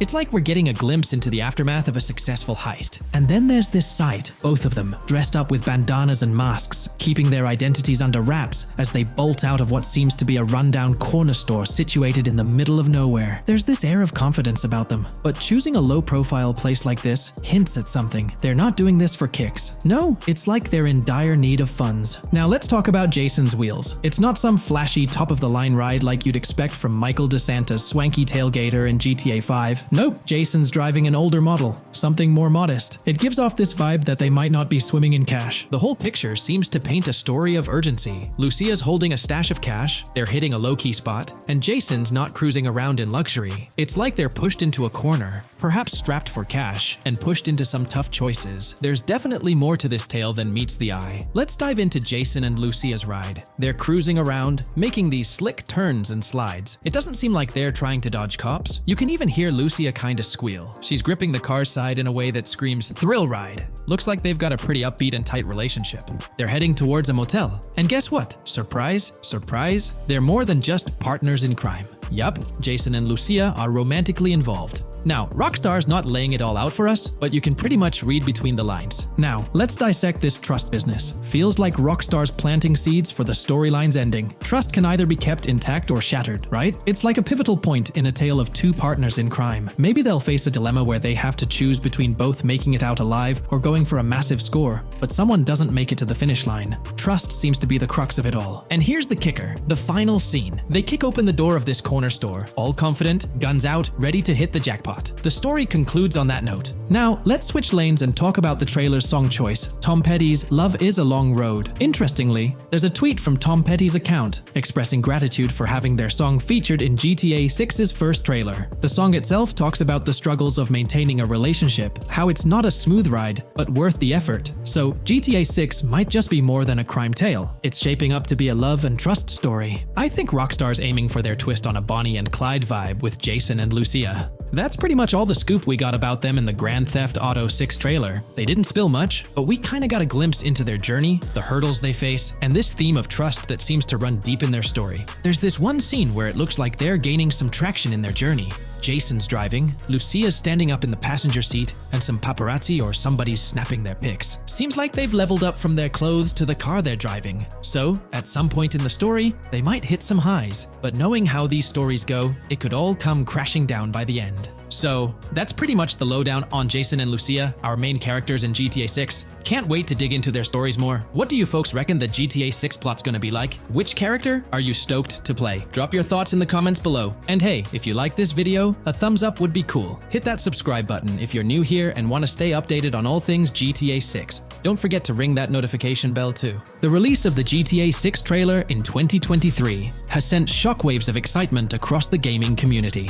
The anticipation and buzz surrounding this highly anticipated title have reached an all-time high. Fans worldwide are feverishly dissecting every frame, theorizing about the game's setting, characters, and innovative features. The hype is palpable as gamers eagerly await the next chapter in the beloved GTA series, poised to redefine open-world gaming once again. With Rockstar Games' history of delivering groundbreaking experiences, the fervor and enthusiasm for GTA 6 are undeniably at a fever pitch, leaving everyone counting down the days until its eventual launch. Is there a chance we'll see a remaster, or even just a port of GTA 4 hit the shelves this year? It's quite likely, though I'm leaning towards it being more of a port, but let's dive into the details. Back in July 2022, Tezfuns2 made it known on Twitter that as per a reliable source with clear accuracy on Rockstar plans, remasters of GTA 4 and RDR1 were on the table a few years ago, but Rockstar chose not to proceed with the projects in mind. The poor reception of the Trilogy Definitive Edition might be a reason behind that decision. After that post surfaced, the topic went quiet for quite a few months, over a year in fact. Then, out of the blue last year, Rockstar Games dropped the bombshell and revealed a fresh project in the Red Dead Redemption universe. Although there hasn't been an official announcement regarding the GTA 4 remaster, there are indications pointing towards the existence of such a project, with a potential release date as early as March 2024. Take-Two, the parent company of Rockstar Games, had previously hinted at having 2 re-releases in the pipeline, set to launch by that specific month. The original Red Dead Redemption was among the 2 games mentioned, leaving room for speculation that the other could potentially be GTA 4, while it's also plausible that this could be an entirely different project unrelated to the Grand Theft Auto franchise. It's worth considering. This isn't the first time there have been murmurs about a GTA 4 re-release or remaster. Returning to the Red Dead Redemption 1 port, unfortunately, it wasn't the news fans were hoping for. Instead of a full remake or remaster, the developer revealed a port with no new content. Typically, when people hear about a remaster or remake, they expect incredible graphic improvements, higher resolution, better quality textures, and advanced graphical effects like ray tracing. Contrary to these expectations, many argue that this game needs significant improvements, particularly concerning inconsistencies in the story. In 2018, Red Dead Redemption 2 was released as a prequel, introducing story elements that created inconsistencies with the first Red Dead Redemption, where major characters like Arthur Morgan were never mentioned. When Rockstar opted for a port instead of improving the game, which was already 13 years old, disappointment arose. The desire for a remaster or remake persisted, fueled by rumors since 2021. These speculations continued until the summer of 2023. The uncertainty around whether a remake was genuinely being considered remains, with some recent rumors possibly being misunderstandings about the port project. It's been speculated that the cancellation of a Red Dead Redemption remake or remaster might be attributed to the poor reception of GTA, the trilogy, the definitive edition. Alternatively, the developer could have redirected resources towards the development of GTA 6. Regarding GTA 6, in December, we were finally treated to the much-anticipated trailer for the upcoming installment. However, it came with a significant letdown: the announcement of a 2025 release date. As we approach the end of 2024, this seems like the ideal time to introduce a new game under the GTA banner to keep the franchise vibrant. Hence, a port of GTA 4 appears fitting for this year. Most players familiar with GTA 4 acknowledge the aging of the game. Despite being ahead of its time upon its 2008 release, over 15 years ago, it's showing signs of wear. Notably, the PC version faced persistent performance issues, maintaining its reputation as one of Rockstar Games' worst optimized titles. The irony lies in the fact that, despite these problems, GTA 4 is widely regarded as one of the best entries in the Grand Theft Auto series. Understanding the poor optimization of the PC version remains a mystery. Even with a series of patches, the issues persisted, suggesting a more profound problem. Originally designed for Xbox 360 and PlayStation 3 consoles with different hardware architectures, porting GTA 4 to PC necessitated significant modifications. Unfortunately, not all of these changes were executed appropriately. Compounding the matter, the game was built on the advanced and intricate Rage engine, adding complexity to its optimization. Unlike consoles with standardized hardware, the diverse range of PC hardware available at the time of GTA 4's release posed a challenge. The game's initial high hardware requirements excluded many players with less powerful computers from enjoying a smooth gaming experience. Unoptimized code contributed to performance issues, even on high-end PCs, with notable problems in managing CPU and GPU resources, leading to performance bottlenecks. How else can we gather indications that a GTA 4 remaster or port is possibly in development? Well, in September 2022, Take-Two Interactive, the parent company of Rockstar Games, made a notable move. They took down a fan-made mod for GTA 4, known as the Definitive Edition. This mod compilation, comprised of various mods and fan-made patches, aimed to significantly enhance the visual and experiential aspects of the 15-year-old game on PC. The roots of this remastering endeavor with mods trace back to 2016, when the mod pack for GTA Vice City, named Reborn, initiated the project. Over time, it expanded to encompass mods for GTA 3, San Andreas, Chinatown Wars, and other Rockstar games like Bully and the Warriors. According to information from the author's website, the group behind this project confirmed that their files, hosted on Mediafire, received a DMCA takedown notice. Presumably issued by Rockstar or its parent company Take-Two Interactive, this notice mandated the removal of the Definitive Edition project from their website. This development was communicated through a tweet from the Definitive Edition project. Bad news, guys. Appreciate it if you got PPL to raise awareness. Spread the word as much as possible. I knew this day was coming. Here we are with a DMCA by Rockstar, I assume, on our GTA 4 Definitive Edition patch. Well, I suppose we need to remove all GTA 4 related stuff from the website. Curiously, from what I understand, the takedown specifically focused on the GTA 4 mod. As of now, the original trilogy mods on the site remain untouched, but the project doesn't express a high level of confidence in the longevity of these mods being available. No DMCA for the original trilogy yet, just GTA 4. So for now I think the trilogy is safe.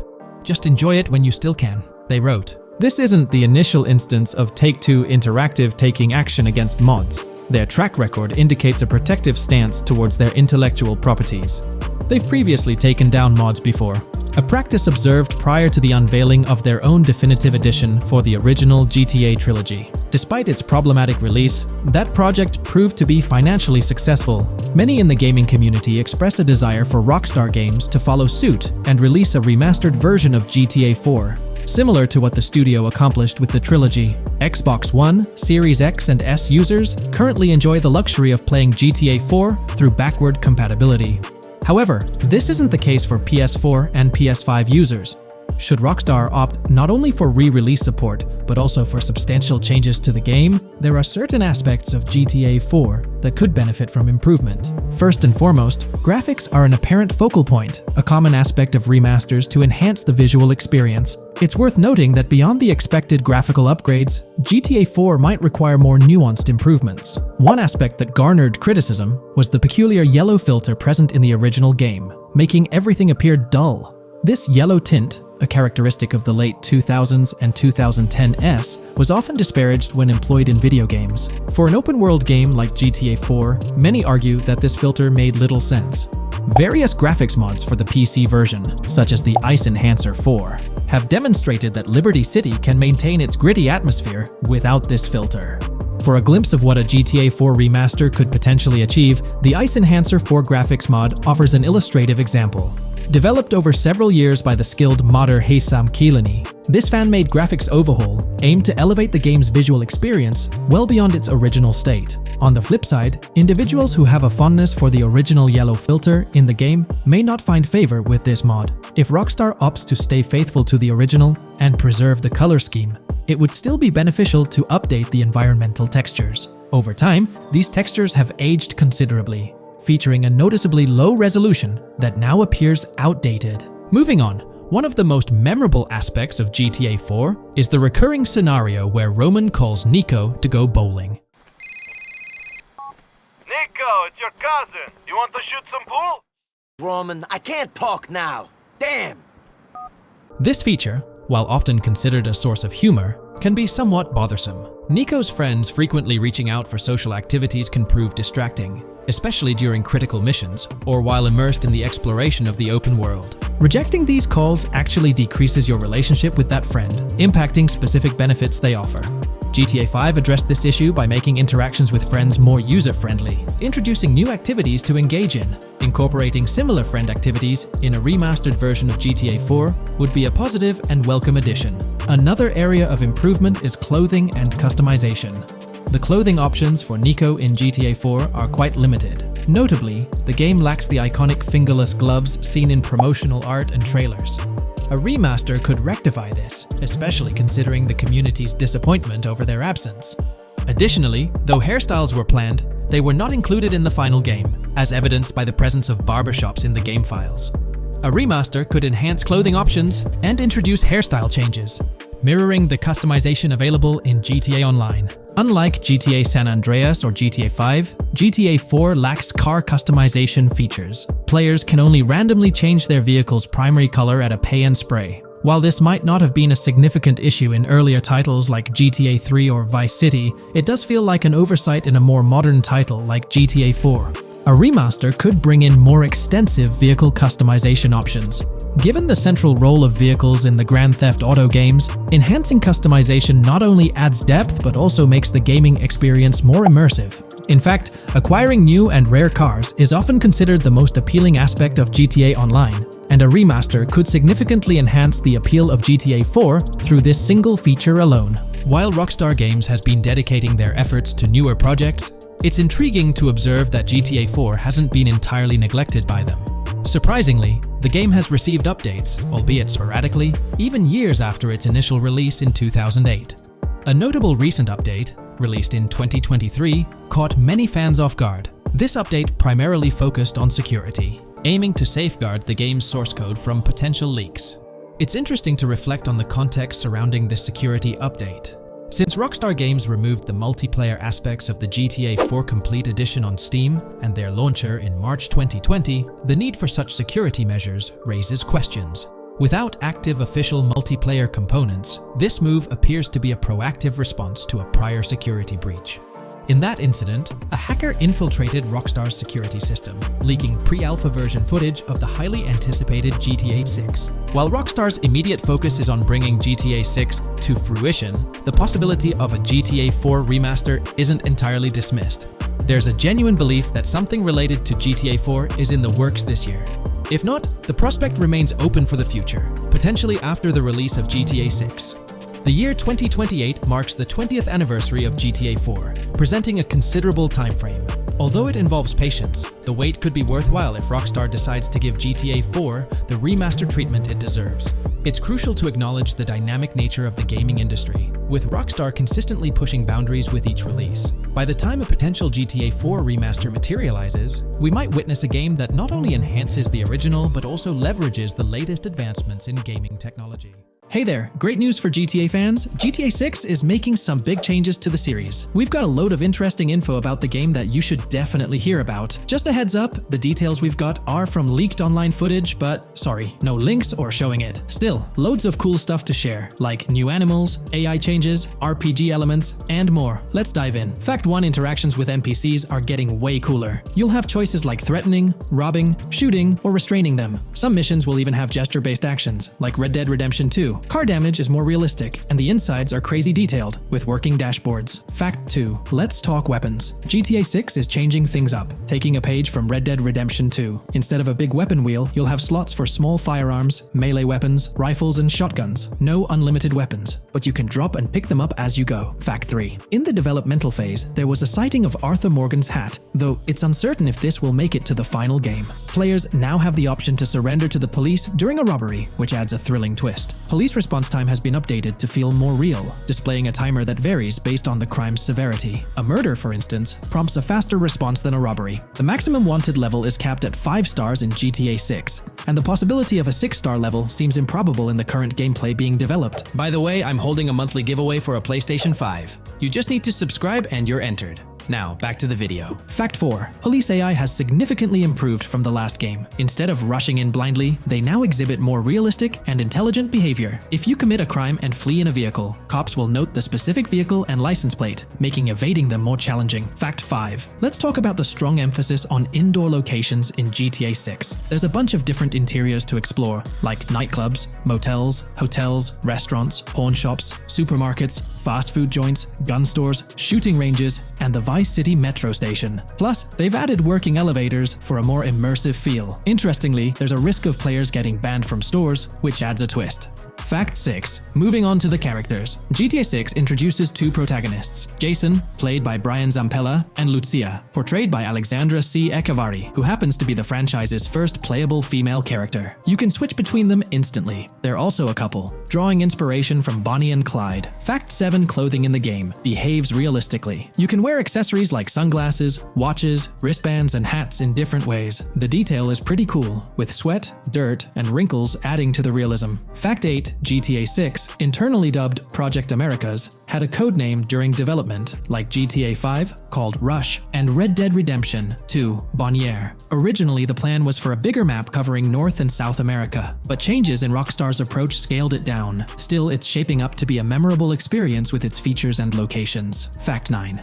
GTA 6's map is officially bigger than GTA 5. This time Vice City takes the spotlight, a Miami-inspired area with its surroundings, giving players a vast and diverse landscape. There's even a lake in one of the videos that hints at a significant part of Florida being in the game. Fact 10. Hold onto your seats. The jetpack's back. Shooting out of cars is on the cards too, adding more thrill. And get this, GTA 6 introduces 18 brand new vehicles to the franchise. Fact 11. In GTA 6, you'll bump into various events, like random mugger encounters and NPC-hosted yard sales. There are hints at riding events, which could mean horse riding, maybe even involving the Red Dead Redemption 2 team. Fact 12. New firepower alert. The spear gun's making its first appearance, letting players shoot underwater spears at their targets. Plus, there's a bunch of gear you can use, like binoculars, cut-off tools, flashlights, immobilizer bypasses, slim jims, USB drives, tasers, zip ties, and auto dialers. Fact 13. The game has RPG stuff like weight and muscle management, seen in the Spool Couple Workout Challenge. Leaked footage showed Jason and Lucia's apartments. For example, Jason's place has a bathtub for in-game baths. Fact 14. Rockstar's planning to add new missions and cities regularly after GTA 6 launches. Whether this is for online or story mode isn't clarified yet. Expect an improved cover system, better than what we've seen in other Rockstar games. Fact 15. Make sure not to overlook the Kingston Hotel. It's a lively spot with pool parties and live music, making GTA 6's world even more vibrant. Fact 16.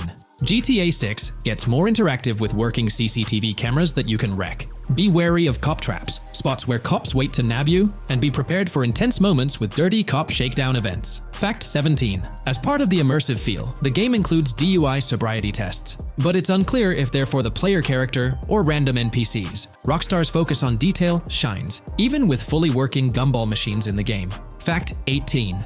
The gunplay in GTA 6 resembles what we've seen in Red Dead Redemption 2 and Max Payne 3. It might be worth giving those games a shot before GTA 6 comes out, if you haven't already. And activities? GTA 6 is loaded with options, from fishing and crazy golf to basketball, football, and soccer. There are gyms to work out in, a yacht club, and even a racetrack. Fact 19. Get ready for a modern-day setting. Post-GTA 5 events, the game is meticulously detailed, recreating many Miami landmarks like a grand tennis court, a bustling football stadium, and a vibrant amphitheater. The map includes an airport and a functional tram system with an airport stop. And that's not all. The Florida Keys and a swampy region, the grass rivers reminiscent of the Everglades, are part of the game. Players can ride swamp boats in this area. Fact 20 weapons are diverse in GTA 6. You've got melee options like golf clubs, pool cues, crowbars, and bats, along with a range of firearms from pistols to snipers and RPGs. You can even customize how your character holds weapons. Plus, there's a bunch of throwable stuff like grenades, molotovs, and even golf balls. Fact 21.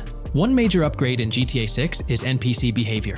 NPCs will come in different sizes and shapes, and their reactions will feel super real. If you wave a gun around, folks nearby might freak out. The game's also getting an intense injury system, including concussions. Fact 22. Next up, the amazing visuals and new features. Your character will grow facial hair naturally over time. Plus, the GTA 6 world will have a social platform called What's Up, kinda like a fun version of WhatsApp. And good news for fans, spoof versions of social media like Life Invader, Facebook, Bleeder, Twitter, and Snapmatic, Instagram, are making a comeback. Fact 23. Now let's talk about our main characters, Jason and Lucia, each with their own and a shared inventory. Your inventory can carry various items like wine, soda, and fruit. Also, there's a duffel bag system for easy transportation of supplies and weapons. Fact 24. Rockstar's being more cautious in storytelling, steering clear of offensive jokes, and being considerate about groups that might feel targeted. The story goes through chapters, like Red Dead Redemption 2's approach. Fact 25. GTA 6 is loaded with side activities, from backyard wrestling and racing to UFO events and beach bonfires. Small stuff matters too, like picking up cans from the ground.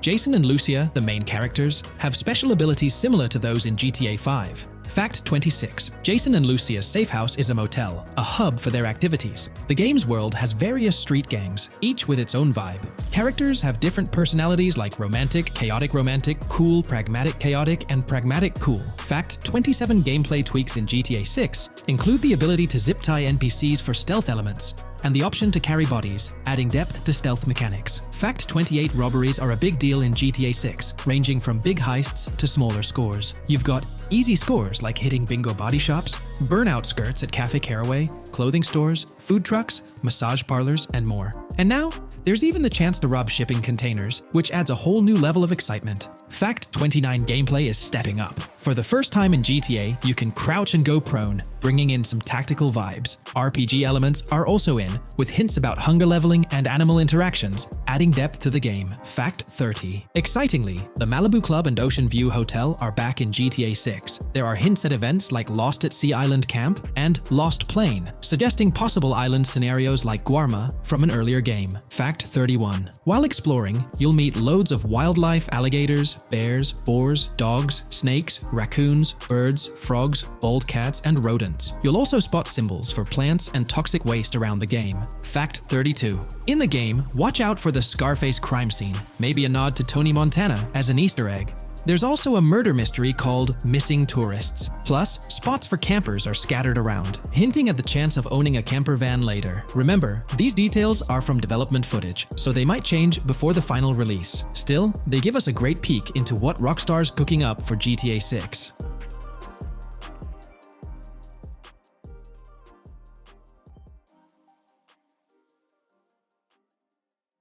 Welcome to this video where we're going to explore 30 confirmed features of GTA 6 that Rockstar Games has officially talked about. But first, a quick heads up. The info we're sharing comes from a security breach and leak of GTA 6 pre-alpha footage. Rockstar Games acknowledged this leak on their official Twitter. Just to be clear, we won't be showing any gameplay footage due to possible copyright issues, but we'll definitely dive into these cool features. Feature 1. Looks aren't just for show. The reactions of non-playable characters, NPCs in GTA 6, are pretty fascinating. How clean your character is, and their overall appearance affect how these in-game characters respond to you. It adds a cool layer to the game, considering how NPCs react differently based on your character's appearance. Feature 2. Let's rev up the excitement with some serious vehicle action. Imagine cruising through the Everglades in a top-notch hovercraft. That's just one of the personal rides available right from the start. And there's more, like taking the wheel of a bold 1970 Ford Ranchero GT in striking red and black, owned by a character named Jason. Feature 3. Here's another level of immersion. Each character has their own stuff, so when you're playing as Jason, you can tap into Lucia's stash and vice versa. Say Jason's low on assault rifle bullets. If you're close to Lucia, you can ask her for some. It opens up a bunch of possibilities for teamwork and sharing resources in the game. Feature 4. For all you die-hard GTA fans, there's a new clothing store in town called Arches. It's got a fresh collection to amp up your character's style. Feature 5. Let's talk graphics. In GTA 6, the clothes are seriously detailed. Wrinkles, dirt marks, and even sweat. Paying so much attention to clothing details makes the characters look super real, adding a ton of authenticity and making the game more immersive. Feature 6. While exploring the vast game world of GTA 6, you'll see a seamless mix of modern vehicles in urban areas and older ones in rural spots like the Everglades. It gives that cool GTA vibe, whether you're cruising in a flashy city car or taking a nostalgic drive in the countryside. GTA 6 has a bunch of wheels to fit whatever mood you're in. Feature 7. During certain heists, there's a timer showing when the cops will show up. Some think it's a developer thing, but it could mean players need to plan their heists well, syncing with the police response for a perfect score. That'd definitely add an exciting twist. Feature 8. I'm buzzing about this one. GTA 6 will feature a massive aquarium. Yes, you heard that right. Players get to explore an aquarium within the game, adding a cool new element to the gameplay. Feature 9. There's a limit on inventory space. Players can't stockpile an endless number of items. A smart move would involve rummaging through crates and storage spots at the docks to earn cash and gather valuable stuff, spicing up the gameplay. Feature 10. Here's something cool. In GTA 6, you're not stuck with your character's right side view like in GTA 5.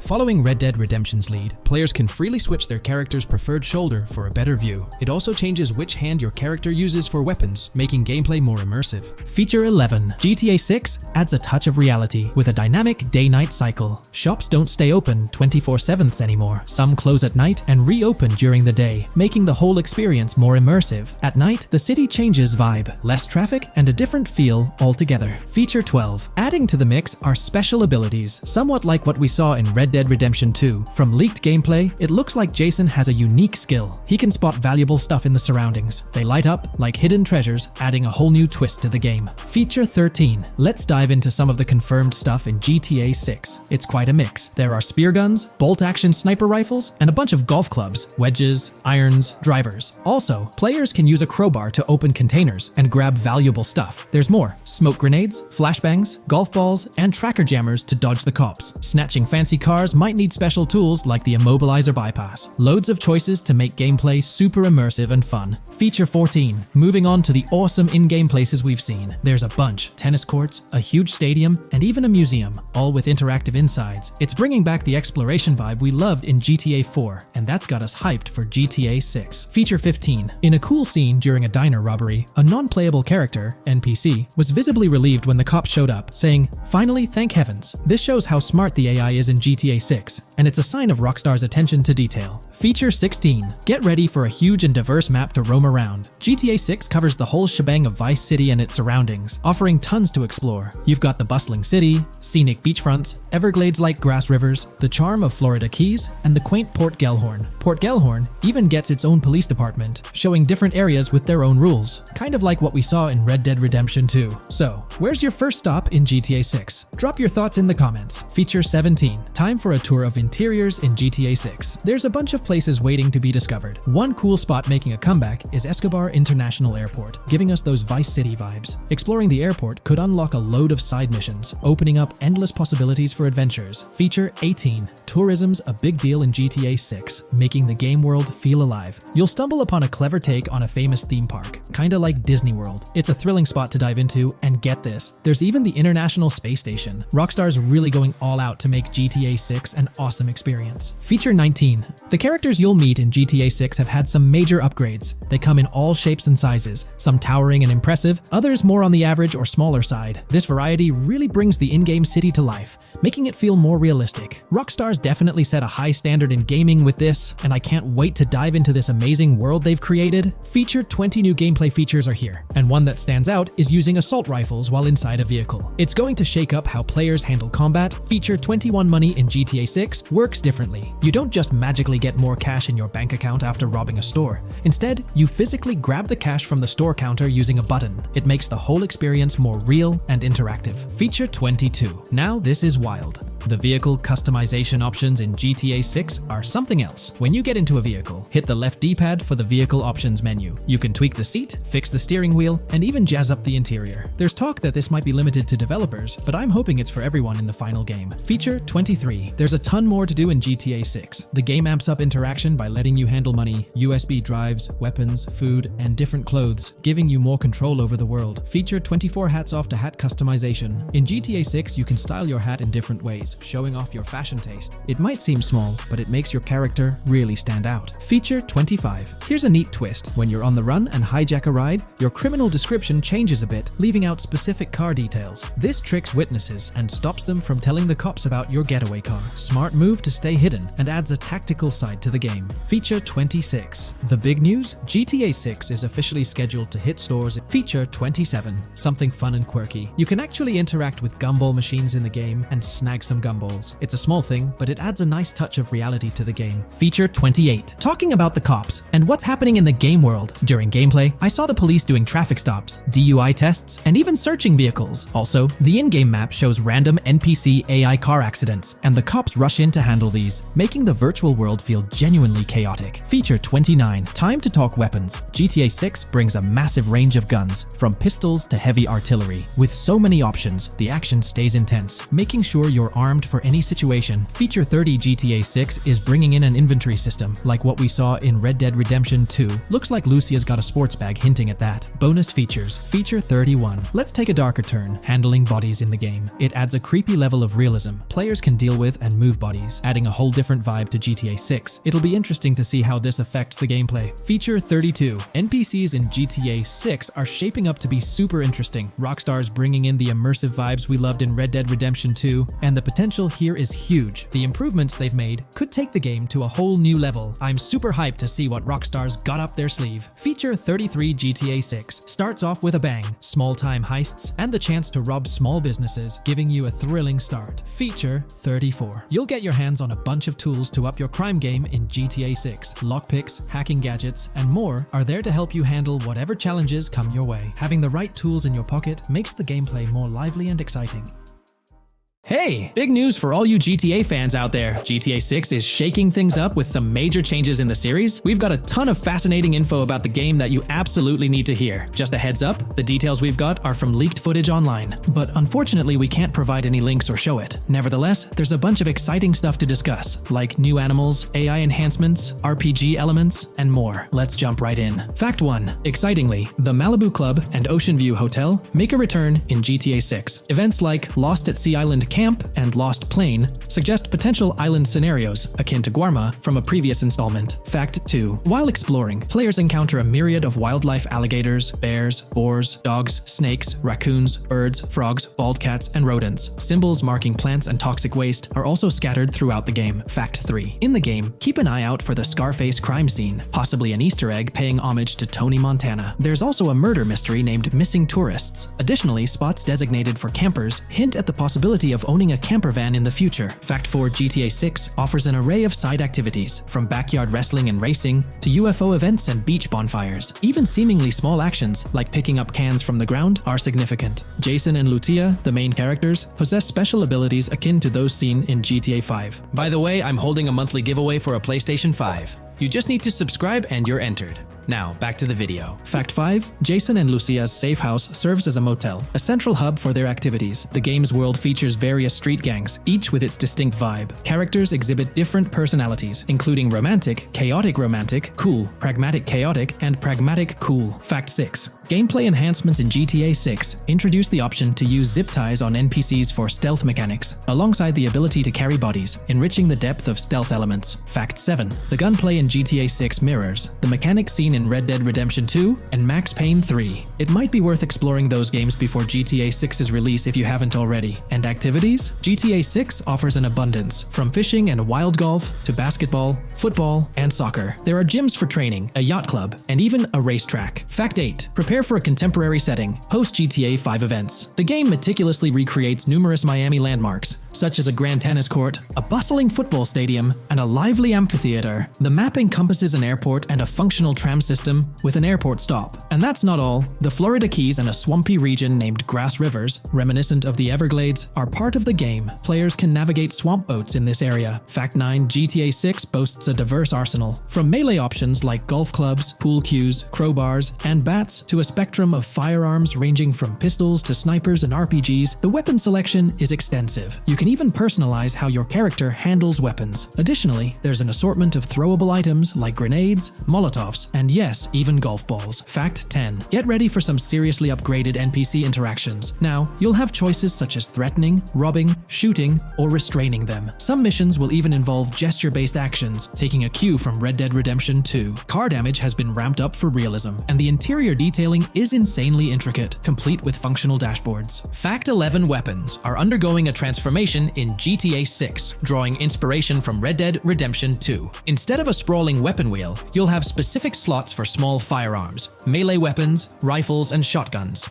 No more unlimited weapons, but you can drop and pick them up along the way. Fact 12. During development, there was a glimpse of Arthur Morgan's hat, although its inclusion in the final game remains uncertain. Players now have the option to surrender to the police during a heist, introducing a thrilling twist. Police response time has been revamped to feel more authentic, featuring a timer that varies based on the severity of the crime. Murder gets a quicker response than robbery. GTA 6 caps the maximum wanted level at 5 stars, and a 6-star level seems highly unlikely in the current gameplay. Fact 13. Let's focus on the characters. GTA 6 introduces us to two main protagonists, Jason, portrayed by Brian Zampella, and Lucia, played by Alexandra C. Echevarri, marking the franchise's first playable female character. You can seamlessly switch between them, and they also happen to be a couple, drawing inspiration from the legendary duo Bonnie and Clyde. Fact 14. Clothing in the game behaves in a remarkably realistic manner. You can accessorize with items like sunglasses, watches, wristbands, and hats, each with various wear styles. The attention to detail is impressive, with sweat, dirt, and wrinkles adding to the overall realism. Fact 15. Internally referred to as Project Americas, GTA 6 had a codename during its development, akin to GTA 5, Rush, and Red Dead Redemption 2, Bonnier. Originally, the plan was for a larger map encompassing North and South America, but Rockstar's approach changes scaled it down. Nonetheless, the game promises to deliver a memorable experience with its features and diverse locations. Fact 16. The game incorporates RPG elements like weight and muscle management, highlighted in the Spool Couple Workout Challenge. Leaked footage revealed Jason and Lucia's apartments. For instance, Jason's place includes a bathtub for in-game baths. Fact 17.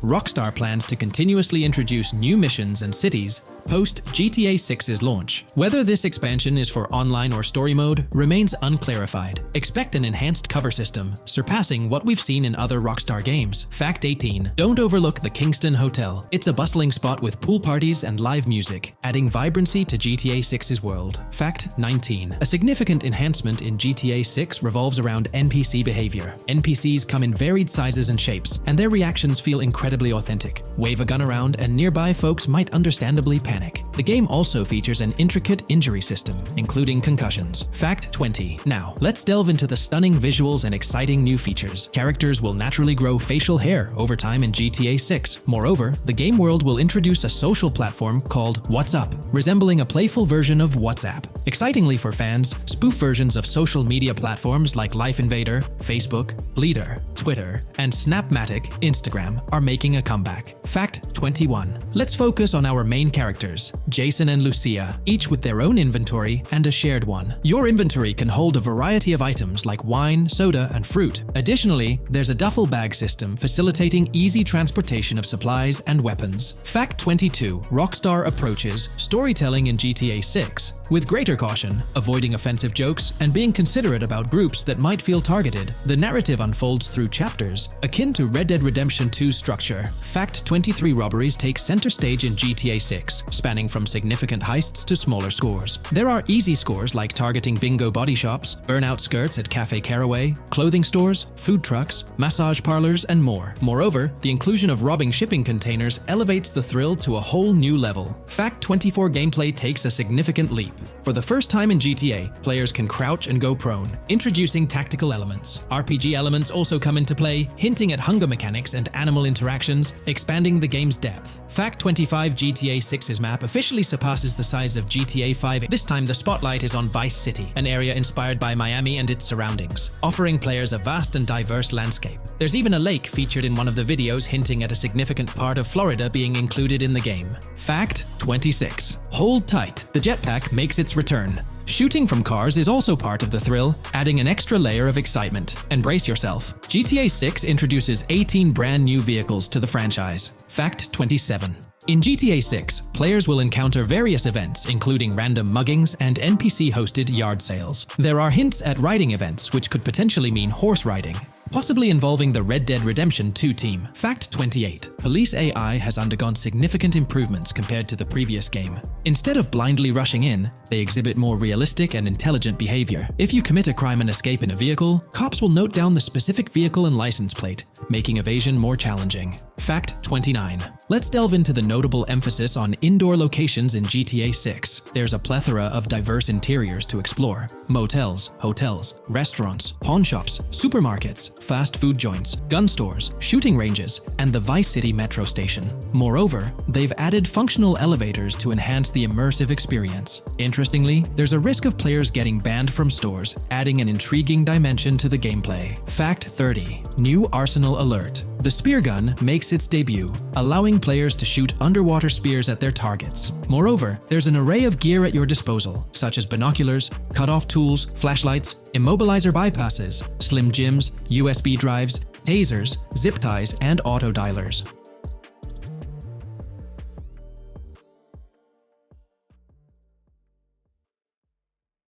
In today's video, we'll delve into the most recent iteration of the GTA 6 mapping endeavor.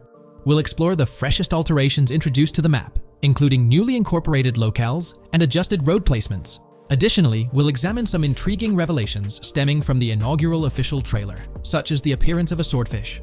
Furthermore, we aim to tackle one of the pivotal queries surrounding GTA 6, the extent of Rockstar's intention to amalgamate multiple states into the fictional entity of Leonida. We'll sift through all available clues, encompassing leaks and insights from the initial trailer, to shed light on the potential inclusion of Georgia in the game. Let's kick off by scrutinizing the latest rendition of the GTA 6 mapping endeavor. This most recent update, which debuted just a few hours ago, represents the pinnacle of this extensive fan-driven mapping project. Here's a peek at the current state of the GTA 6 map. We've got Vice City and Port Gilhorn in the mix, with tweaks made to both cities, along with some other spots on the map. Keep an eye out for changes like the prison from the opening shot and the Gator Keys. To kick things off, there's a fresh addition to Vice City known as Waning Sands. While details about this neighborhood are mostly speculative at this point, it's believed to be the setting for a pivotal scene from the trailer. You know, the one where Jason and Lucia dodge past a few police officers in their getaway vehicle. In this vicinity, you'll find the Evergreen Mall Center, prominently featured at the start of the scene. Keep an eye out for a sign on the right side of the frame, showcasing various stores set to be part of this plaza. In a recent mapping video, there was some speculation about whether this plaza would be fully accessible. While only part of the name MLE is visible at the top of the sign, it seems the mapping community is also leaning towards it being called Evergreen MLE. However, the exact location of the MLE within the plaza is still up for speculation. Notice how the buildings on the map are marked in red? Well, there are a few other speculative additions to Waning Sands. These include a gas station, Sailbolt K condos, and Cricket Club condos. Here's what we're using as a reference. You can catch a glimpse of the gas station roof along with other nearby buildings. In a previous video, we floated the idea that this could be Topgolf in Dalal, Florida. However, it seems unlikely now since the placement doesn't quite line up. But hey, let's hold off judgment until we know more. Now, let's talk about some updates in the positioning of various elements. The placement of several buildings, basements, speculative roads, metro, rail, crosstown, downtown, and Brickell has been tweaked. We're using yellow and purple lines to show the speculative metro and railway in Vice City.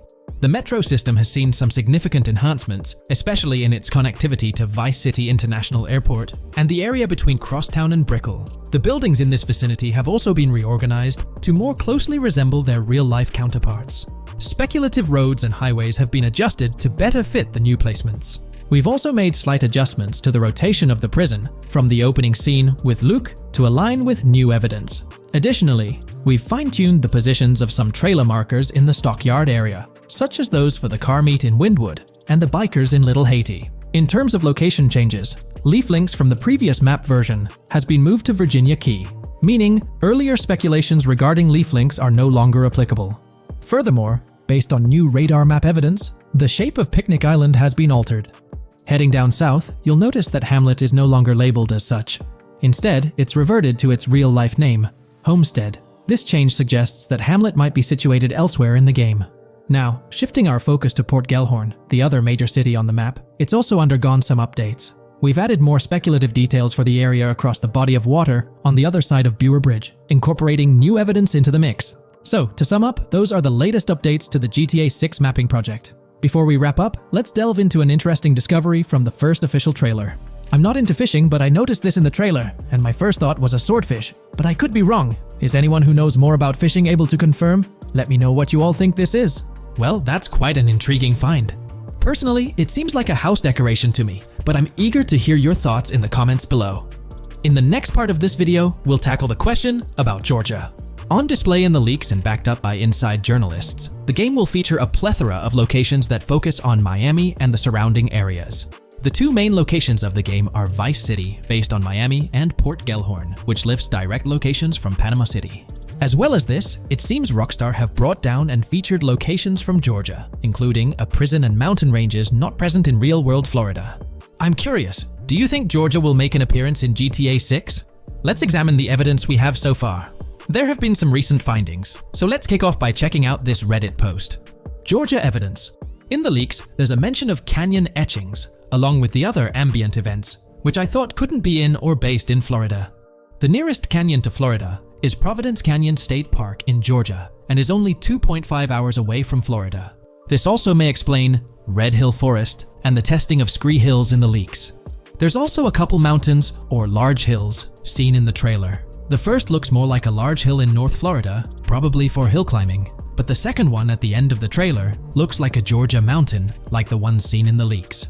First off, this individual is discussing a clip from the leaks, where a developer is seen firing an assault rifle at a vehicle while Lucia is in the background. They've noted several ramps in the clip, suggesting developers use them to test vehicles on different slopes. The clip also shows various types of ramps listed, including MTB ramps, hill climb, mud drag, scree hill, mud drag string, and crash tests, as well as MX tracks. The speculation is that Rockstar might have been testing the Scree Hill due to its resemblance to locations in Georgia. Additionally, two shots from the trailer show hills.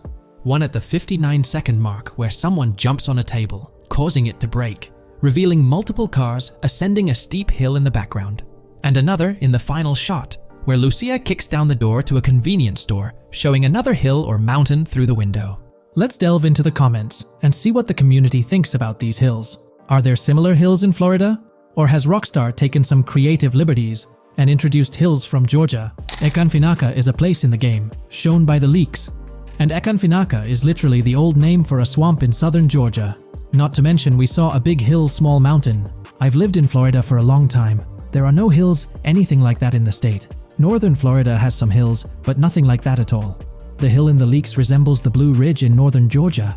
It's a fictional state. It could be a collection of features from 4 or 5 states for all we know. 2 hours outside of Florida is hardly breaking the concept. I'd imagine much of the urban landscape will be much like Florida, with the outskirts being closer to Caribbean, or as you said, Georgia. There's a separate post talking about these mountains in GTA 6. We know GTA 6 is being based in Florida, a relatively flat state. so it'd be obvious to think that the game will stay true to its setting. However, one interesting thing I found in the diner robbery footage from the leaks is that a huge mountain can be seen in the far distance, particularly around the part where Lucia starts approaching the police car from the passenger side. I'm not sure if anyone else has noticed this, but it's interesting to note, considering Florida is the flattest state in the country, lol. Maybe we can go to other states?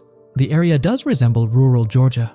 Thoughts? I think it will be more similar to RDR2 than past GTAs where it's only one state. I bet the map will be a hybrid of Georgia and Florida. If not, then Florida and most likely another country like Cuba or some South American country with mountains. Yes, probably we can visit the state of Georgia. A few weeks ago, someone found out that the prison you can see in one clip is from Georgia as well. Multiple states in the game. The Florida Scout lady mentioned Rockstar Scouting interiors in Florida and other states in the southeast. Hopefully this means we get towns, or maybe cities in these other states, instead of simply hilly terrain. As this individual pointed out, there's a prison visible in one of the leaked clips, and it bears a striking resemblance to Augusta State Medical Prison. Situated in Grovetown on the county lines of Columbia County and Richmond County in Georgia, United States, this facility houses primarily male inmates with occasional female inmates and has a capacity of 1326. Built in 1982 and operational since 1983, it operates as a close security prison.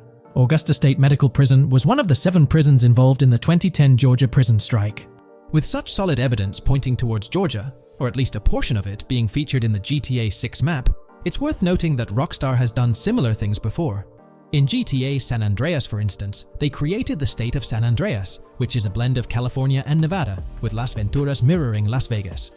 Feel free to share your thoughts on everything discussed in today's video in the comments section below. In today's GTA 6 video, we're discussing how much money Rockstar Games has made from the first trailer released back in December. We'll also cover Rockstar's plans for the next trailer and their potential strategies for cross-promoting GTA 6. There's a lot to talk about, so let's get into Rockstar's promotion tactics for GTA 6 and when we might see a second trailer. First off, the timing of the next GTA 6 trailer is closely tied to GTA Online's upcoming update. Whether it's just a coincidence or a smart marketing move, this is a strategy Rockstar has used before. For example, they released GTA Online's Winter-December DLC a week after the first GTA 6 trailer. This timing helped make it the most viewed GTA Online trailer ever, even beating out the reveal trailer for Red Dead Redemption 2. If Rockstar decides to use the same approach, we might get some new Grand Theft Auto 6 details next week. This could be a second trailer, some screenshots, or additional information about the game.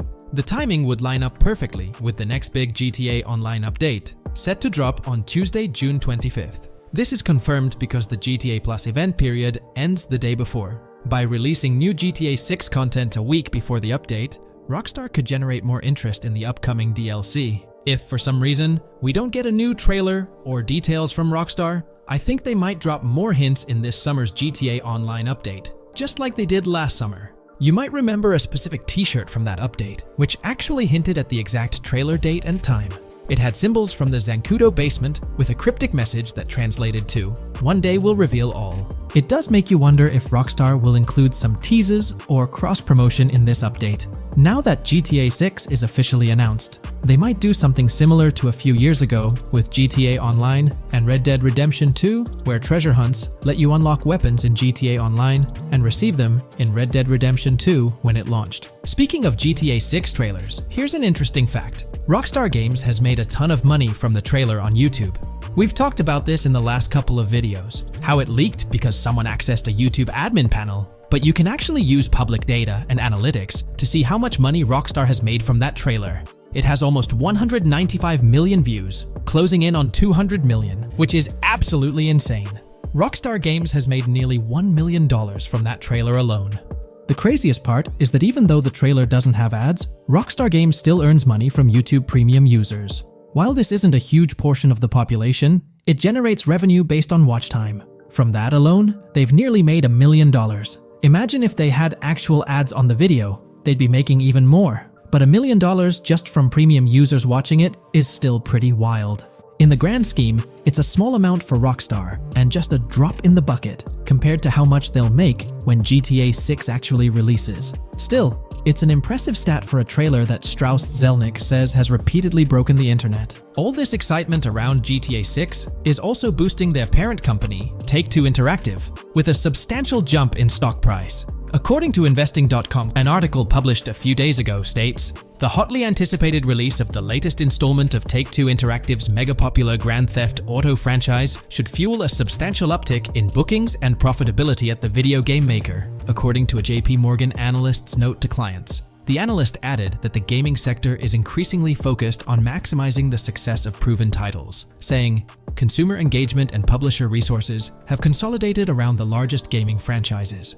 They believe this trend favors the biggest players in the industry, with the biggest hits likely to get bigger and mid-tier games likely to struggle as competition costs increase. For this reason, investor expectations for GTA 6 are high, given the success of prior releases like GTA 5 and Red Dead Redemption 2. Analysts anticipate that GTA 6 will drive a significant increase in bookings and profitability for Take-Two and potentially boost its valuation. They reiterated their overweight rating for Take-Two and raised their December 2024 price target from $180 to $200. All this is great news for the gaming industry. Confidence in Grand Theft Auto 6 and Take-Two Interactive is growing, both among industry insiders and on Wall Street. It's just positive news all around.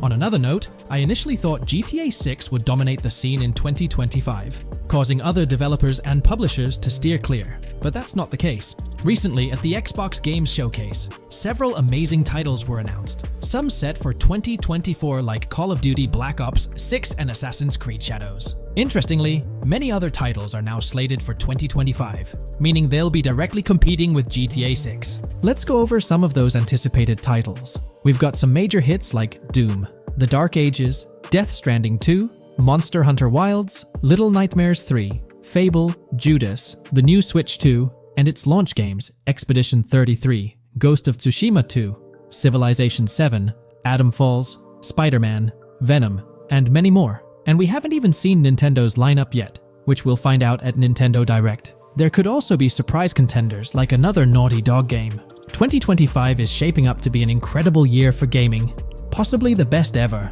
And of course, GTA 6 will be a major highlight if Rockstar sticks to the fall 2025 release date. I'm confident they will, especially after that internal delay. This way, they avoid a public delay, which would have happened if they initially aimed for early 2025 and then had to push it back. One thing I'd love to hear from Rockstar next is when we can pre-order the game and get a more specific release date. I'm really looking forward to when the marketing period kicks off. I'd love to hear your thoughts on everything we discussed today. Do you think we'll get new GTA 6 trailers, info, or details from Rockstar soon? Let me know in the comments below. Today's video will delve into the latest iteration of the GTA 6 mapping endeavor. The developers have expanded and refined the GTA 6 map significantly, making it the most comprehensive fan-made project to date. It incorporates all available data from leaks and the initial official trailer. We'll explore the recent updates to the map and conduct a fascinating comparison between the current GTA 6 map and those of previous GTA games. Additionally, we'll examine a fan-created satellite view of the GTA 6 map, along with the inclusion of Tommy Vercetti's mansion spotted in the trailer. All of these elements will be discussed in detail throughout this video. Let's kick things off with the GTA 6 mapping project. Changes have been implemented across all regions of the map. To ensure we cover everything comprehensively, we'll begin our tour from the northwest and work our way down, addressing each modification along the journey. Firstly, the map's dimensions have been expanded from 16,000 by 16,000 to 18,000 by 18,000 to accommodate the newly added landmass. Each square on the map measures 500 x 500 meters. Based on the latest estimations, the map will be larger than before, requiring more space to accommodate all its features. Currently, the northern portion of the map remains unknown, which contributes to its perceived size. Hence, the map extends beyond what's visible on the screen. According to rumors, the GTA 6 map is speculated to encompass 3 major cities. Presently, we're aware of 2. Vice City, the largest city, and Port Gorn, which has undergone further expansion in the latest map update. The third location, Yorktown, is anticipated to be modeled after Tampa. Rumors suggest that it could be the third major city featured on the map. However, at present, there's limited information available about it in the leaks. The only indication we have is a sign displaying New York Tune within Port Gorn. Regarding Port Gorn, details are scarce apart from its name and general location. It's positioned north of Fort Killorn and east of Yorktown. Moving on, we encounter Hank Hill, one of the notable elevations in the game. Despite Florida's predominantly flat terrain, Rockstar has incorporated hills sporadically to diversify the landscape. Adjacent to Hank Hill are the Domed Hills, another series of elevated areas. Notably, the border of a river is highlighted in orange, indicating speculative terrain. Nonetheless, it appears to be situated in the vicinity of Red Hill, a small town positioned near Lake Leonida. The largest body of water, Lake Leonida, sits approximately at the map's midpoint, drawing parallels to Lake Okeechobee in real life. To the north of Lake Leonida lies Fairyland Forest, a wooded area neighboring Fairyland, a playful nod to Disney World. To the east of Lake Leonida, you'll find Ambrosia and Laurel, two additional small towns, along with North Beaches. Heading south from Yorktown, we reach Port Gorn, which has undergone expansion westward. The buildings and roads depicted in black and grey correspond to those visible in leaked footage and the trailer. Roads highlighted in red, along with orange borders, remain speculative. However, the port area shows two speculative buildings and a portion of the border that's confirmed. The Bay Area has seen overall enlargement, including modifications to the speculative islands near Port Gorn. Additionally, a newly added section featuring small islands and a confirmed border indicates further expansion. With these developments, Port Gorn's size may rival that of Vice City. It might not match Vice City's scale, but it could rival, if not surpass, GTA 5's Los Santos, which is remarkable, considering it's our second city on the map. Additionally, the confirmed borders of Port Goro have been adjusted based on new evidence. The remaining areas in Port Goro largely remain unchanged. We still have Han Waffles Diner, surrounded by its buildings and structures, along with Port Gorn Motel, Gorn Bluff, the Pawn Shop, Port Gorn Raceway, Port Gorn Airfield, and the United State Prison. Belleville and Econfina remain situated near Vice City. Now, focusing on Vice City itself, much of it retains its layout from the previous map update.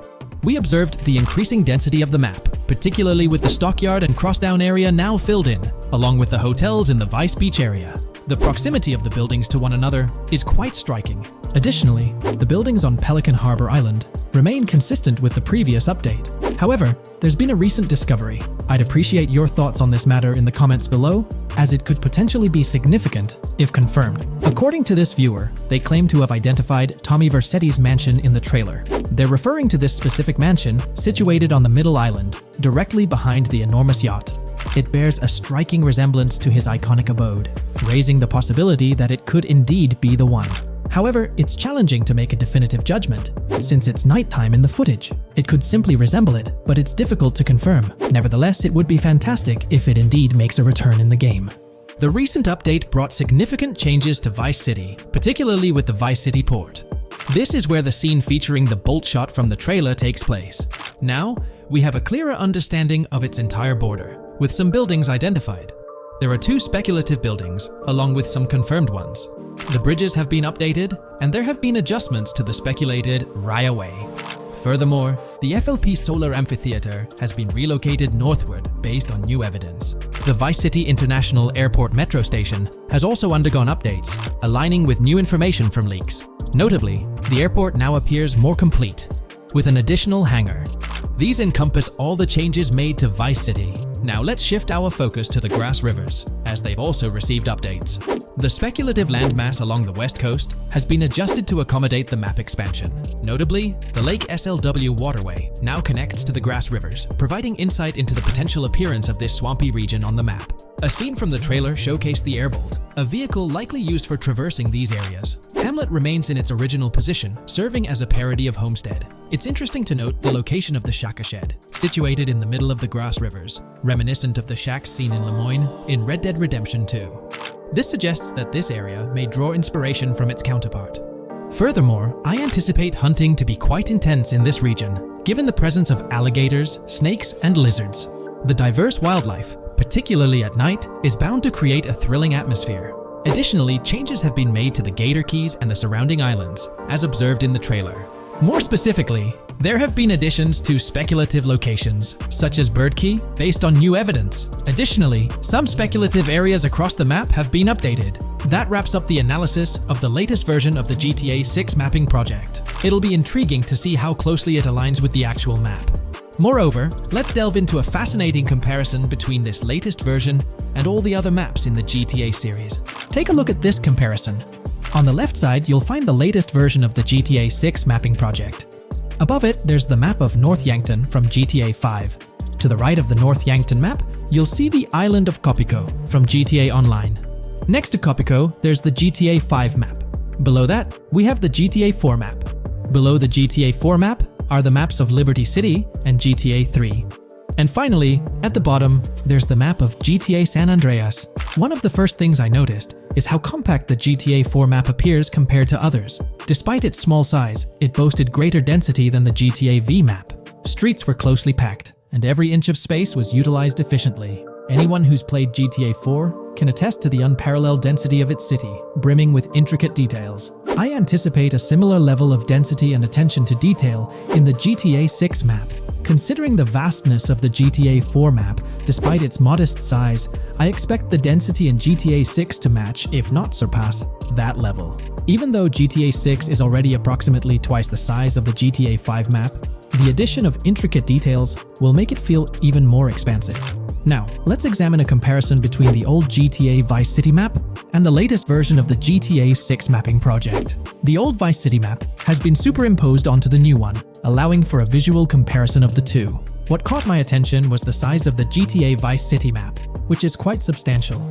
However, in GTA 6, improvements are expected across the board. There will be more buildings, positioned closer together, enhancing the overall design and creating a denser environment. I also wanted to discuss a map that's been generating a lot of buzz within the community. Someone utilized images from Google Maps to supplement the mapping project. This method offers a clearer perspective on how the game's environment might appear in terms of scale and layout. While this representation may exaggerate the city's size with an abundance of buildings, it provides insights into the length and layout of highways, which have been overlaid with speculative areas. Additionally, looking at Yorktown, despite the lack of details, its size hints at the potential scale of both Yorktown and Port Gorn. Furthermore, the top portion of the map may resemble the depiction, although details remain uncertain.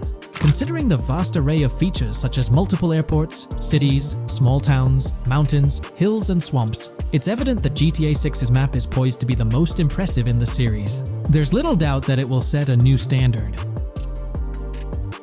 Taking a deeper dive into GTA 6, we find out new info around the highly anticipated Trailer 2, highly probable predictions, and the projected timelines associated with this game. Post the unveiling of Trailer 1 on December 5th, 2023, providing enthusiasts with a tantalizing glimpse into the world of the forthcoming GTA installment. Rockstar has maintained a notable silence. Despite the absence of official announcements, the internet has been abuzz with articles and claims, including a recent piece highlighting details allegedly leaked by a Twitter user.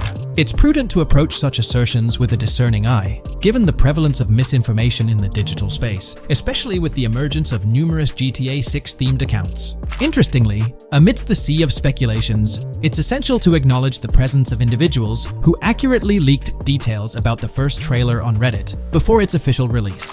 One mysterious figure stands out, predicting not only the featured song, but also pinpointing the release date, directing curious minds to their username as a form of verification. This individual, while refraining from sharing disruptive insights into the game's development, did provide a tantalizing glimpse into new features. Among the disclosed features are the intriguing prospect of dual-wielding weapons, confirmed instances of gore and dismemberment, and the promise of varied sunset colors. A unique addition to the GTA universe includes a Miami-themed 3v3 basketball element, with a connection drawn to a hypothetical collaboration between Rockstar and LeBron James. The figure behind these leaks, having created their account on November 19, 2023, mysteriously vanished shortly after sharing these details, leaving behind a trail of speculative wonder. As we navigate through these uncharted waters of gaming anticipation, the veil of mystery surrounding GTA 6 continues to captivate and enthrall gaming enthusiasts worldwide. Diving deeper into the intricacies surrounding the leaked gameplay footage, it's important to clarify that what we witnessed is not a true representation of the final product. The showcased gameplay is derived from an older build, and the developers have assured the gaming community that the game will undergo significant visual enhancements. This preliminary look is merely a glimpse, offering little resemblance to the expansive and refined map that will unfold when the game is officially released. In evaluating the validity of information, it's pertinent to underscore that Jamie King's perspectives on GTA 6 hold little value, and the credibility of the Reddit leak stands stronger. As is customary in the gaming landscape, a level of skepticism is warranted, particularly given the prevalence of misinformation circulating through various GTA 6 related accounts. Now, turning our focus to the anticipation surrounding the release of the second trailer for GTA 6, Historical trends provide valuable insights. Examining the timelines of previous releases, such as GTA 5 and Red Dead Redemption 2, reveals a consistent pattern. The second trailer typically arrives approximately a year after the debut of the first one. This established rhythm aligns with expectations for GTA 6. Considering the guidance from Rockstar and its parent company, Take-Two Interactive, which envisions the game's release in fiscal year 2025, ending on March 31st, the stage is set for an eagerly awaited gaming experience. The projected revenue of $8 billion underscores the ambitious plans to deliver groundbreaking titles, with GTA 6 at the forefront. The confirmation of the 2025 release through the first official trailer adds another layer of certainty to the equation. With the prospective release of GTA 6 in the first quarter of 2025, the logical assumption is that the second trailer will make its debut sometime in 2024. Speculations within the gaming community have surfaced, with one user dissecting the first trailer and estimating an August or October release for Trailer 2, followed by a potential final trailer in January. The sentiment resonates with the idea of maintaining momentum and sustaining excitement among fans. An intriguing twist enters the narrative with the potential release of the PS5 Pro in November, suggesting a strategic move to reduce the waiting time for additional information. As the community engages in this dynamic dance of anticipation, excitement mounts for the next trailer, where glimpses of actual gameplay are eagerly awaited. Venturing deeper into the realm of anticipation surrounding GTA 6, comparisons with Red Dead Redemption 2, which boasted 6 trailers, underscore the immense budget and expansive scope that the upcoming installment is set to showcase. Expectations are set for a dynamic marketing approach with 2 trailers, each dedicated to unraveling the story of a protagonist. This anticipation is further fueled by the likelihood of a dedicated gameplay trailer, shedding light on the mechanics and features, as well as a comprehensive trailer providing insights into the vastness of the game's map. Additionally, there's a tantalizing prospect of a trailer focusing on the diverse groups and gangs that inhabit distinct zones within the game. This comprehensive promotional strategy is indicative of a monumental project that promises to redefine the gaming landscape. Now, let's unravel the rationale behind the assertion that GTA 6 is poised for a late 2025 release. Examining the historical trajectory of game releases, particularly the 2-year gap between the initial trailer and the game hitting the shelves, aligns seamlessly with fiscal reports. This alignment serves as a solid foundation for confidence in predicting the game's availability by the end of 2025. Pondering the intriguing possibility that GTA 6's launch timeline might mirror that of its predecessor, GTA 5, sparks curiosity. Noting the first teaser trailer's debut on November 2nd, 2011, and comparing it with GTA 5's unveiling on December 5th, 2023, there's a parallelism that invites speculation. Expanding this analogy to include the release of the first 2 screenshots for GTA 5 on July 12, 2012, suggests a timeline for potential content drops for GTA 6. If we entertain the notion of a 1-year gap between the first and second trailers, mirroring historical patterns, and factor in Rockstar's potential aim for a fall release, an intricate timeline unfolds. Of course, acknowledging the industry's unpredictability, potential delays could sway this projection. Encouraging the community to share their insights, the script opens a channel for predictions regarding the release of GTA 6 Trailer 2. For those intrigued by a personal timeline, a meticulous projection is presented. The anticipation of Trailer 2 making its debut around April or May 2024, strategically ahead of the summer, is poised to keep the gaming community buzzing. Subsequent to this, the prediction of a 3rd trailer, potentially a gameplay trailer, surfacing around October or November of the same year, with the possibility of extending into December, adds to the excitement. Early 2025 is earmarked for another critical trailer, presumably a launch trailer, complemented by TV spots to amplify the buzz. During the interim periods, additional content drops are anticipated, featuring new screenshots, short-form videos, and artworks, ensuring a sustained engagement with the gaming audience. Acknowledging the evolving landscape of marketing, the script posits that character trailers, a hallmark of GTA 5's promotional strategy, may not be a focal point this time. The shift from 3 protagonists in GTA 5 to 2 in the current installment lends credence to this assertion.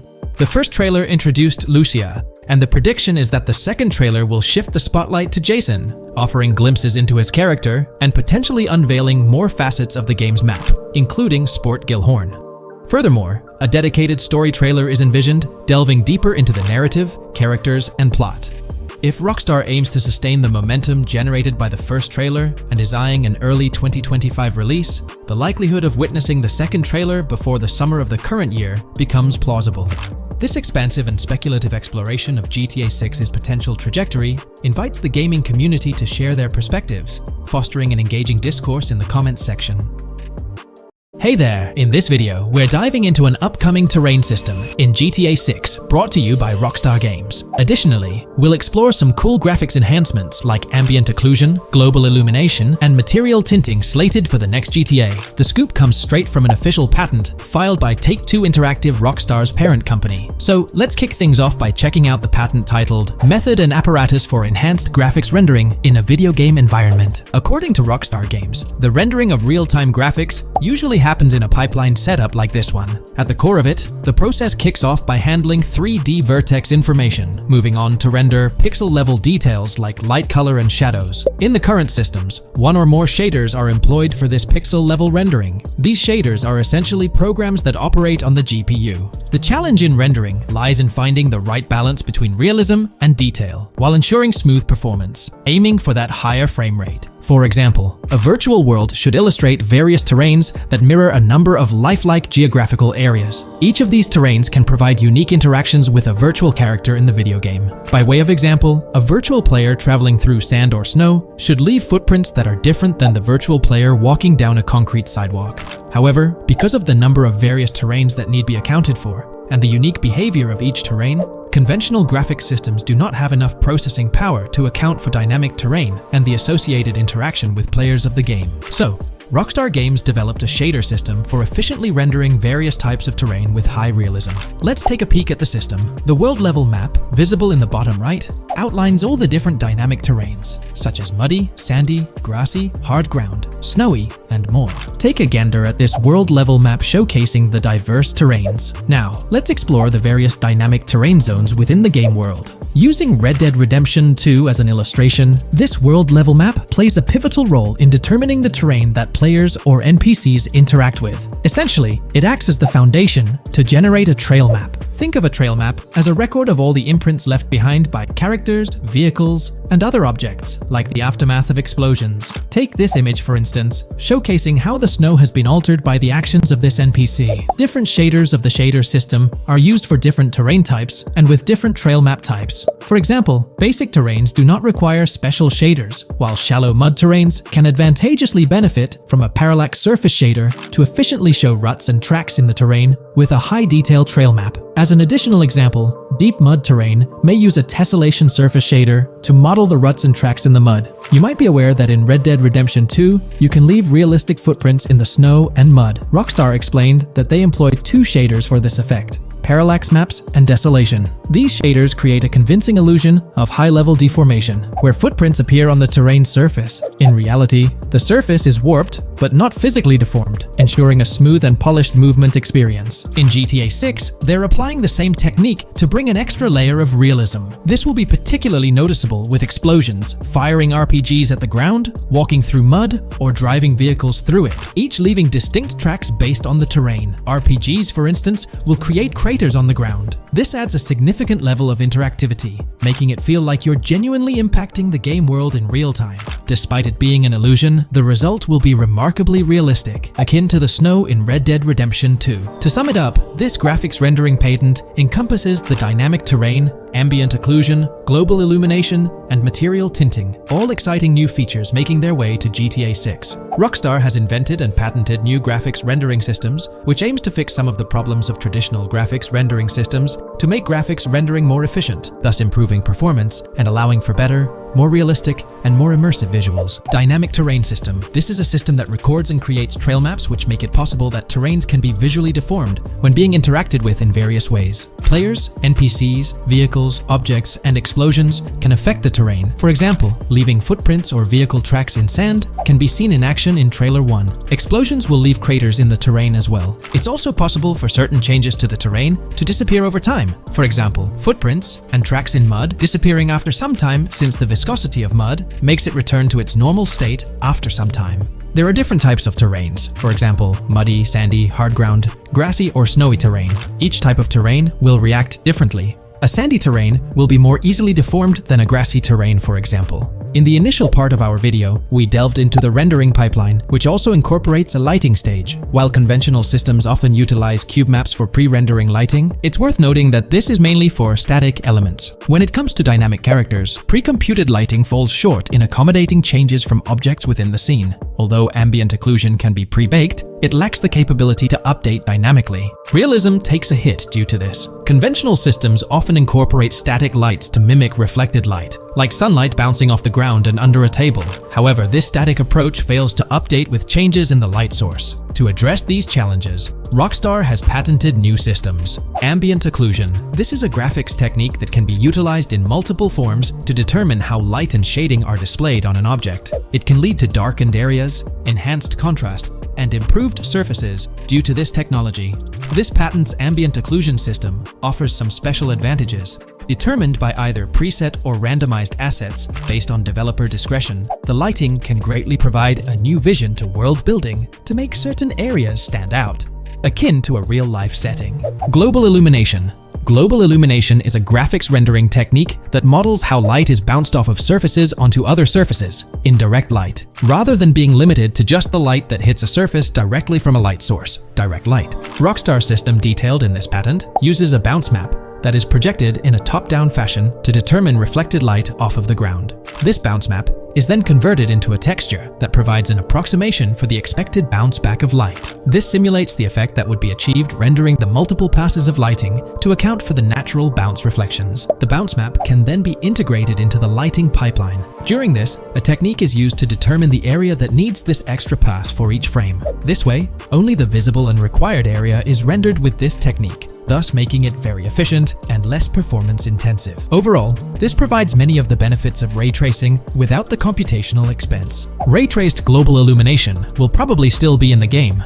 For example, Lucia prison clip in Trailer 1. This special system is just a way to render large-scale global illumination efficiently. Now, let's touch on the final problem that Rockstar has addressed through this patent with conventional systems. Finally, as another example, to develop a rich and engaging game world, it is advantageous to populate the world with variations of similar objects. In other words, you do not want every simulated person, cow, gun, car, cart, ship, or animal generated in the game to look the same. Because the 3D model for many of these objects would be identical, variation was traditionally accomplished by creating different texture files to paint a different look on the object. For example, two variants of a cow model could be created, one with a texture to create a brown cow, and the other with a texture to create a black cow. These prior art systems created the desired variety at the cost of artist time, computer memory, and resources to maintain a multitude of different hand-authored variants for each in-game object. To combat this, Rockstar is introducing material tinting. RDR2 had a system that could tint the color of clothes to create far more variations on NPCs. This new patent is an evolution of that system and allows for creating of several in-game object variants from a single model. It can not only modify an object's colors, but other material properties, such as metalness and lighting parameters, or add additional layers to it, such as mud, snow, or dust as well. Envision the extent of customization that awaits in this game. Summing up the official patent for graphics rendering,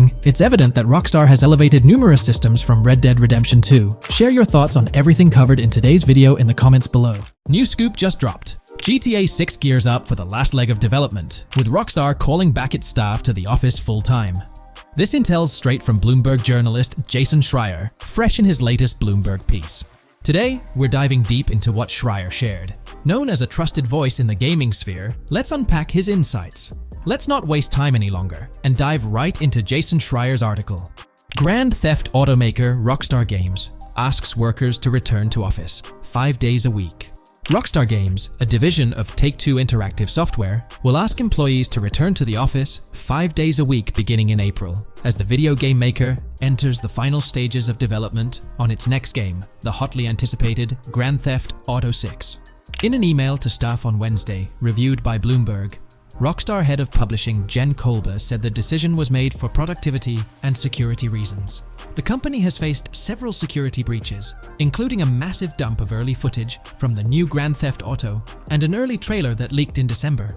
Kolber wrote that the company also found tangible benefits from in-person work. Making these changes now puts us in the best position to deliver the next Grand Theft Auto at the level of quality and polish we know it requires, along with a publishing roadmap that matches the scale and ambition of the game, she wrote. Return-to-office mandates have been a hot topic across various industries since the pandemic forced myriad employees to work from home. More recently, many employers have asked staff to return to the office for 2 or 3 days a week. A study last month found that remote work did not have an impact on productivity. The issue has been particularly controversial among video game workers, thanks to the volatility of the industry and its lack of a centralized workforce. Many of 2023's biggest video game hits, such as Marvel's Spider-Man 2 from Insomniac Games, were developed remotely. Rockstar's in the final stretch of developing Grand Theft Auto 6, hinting at a possible early 2025 launch.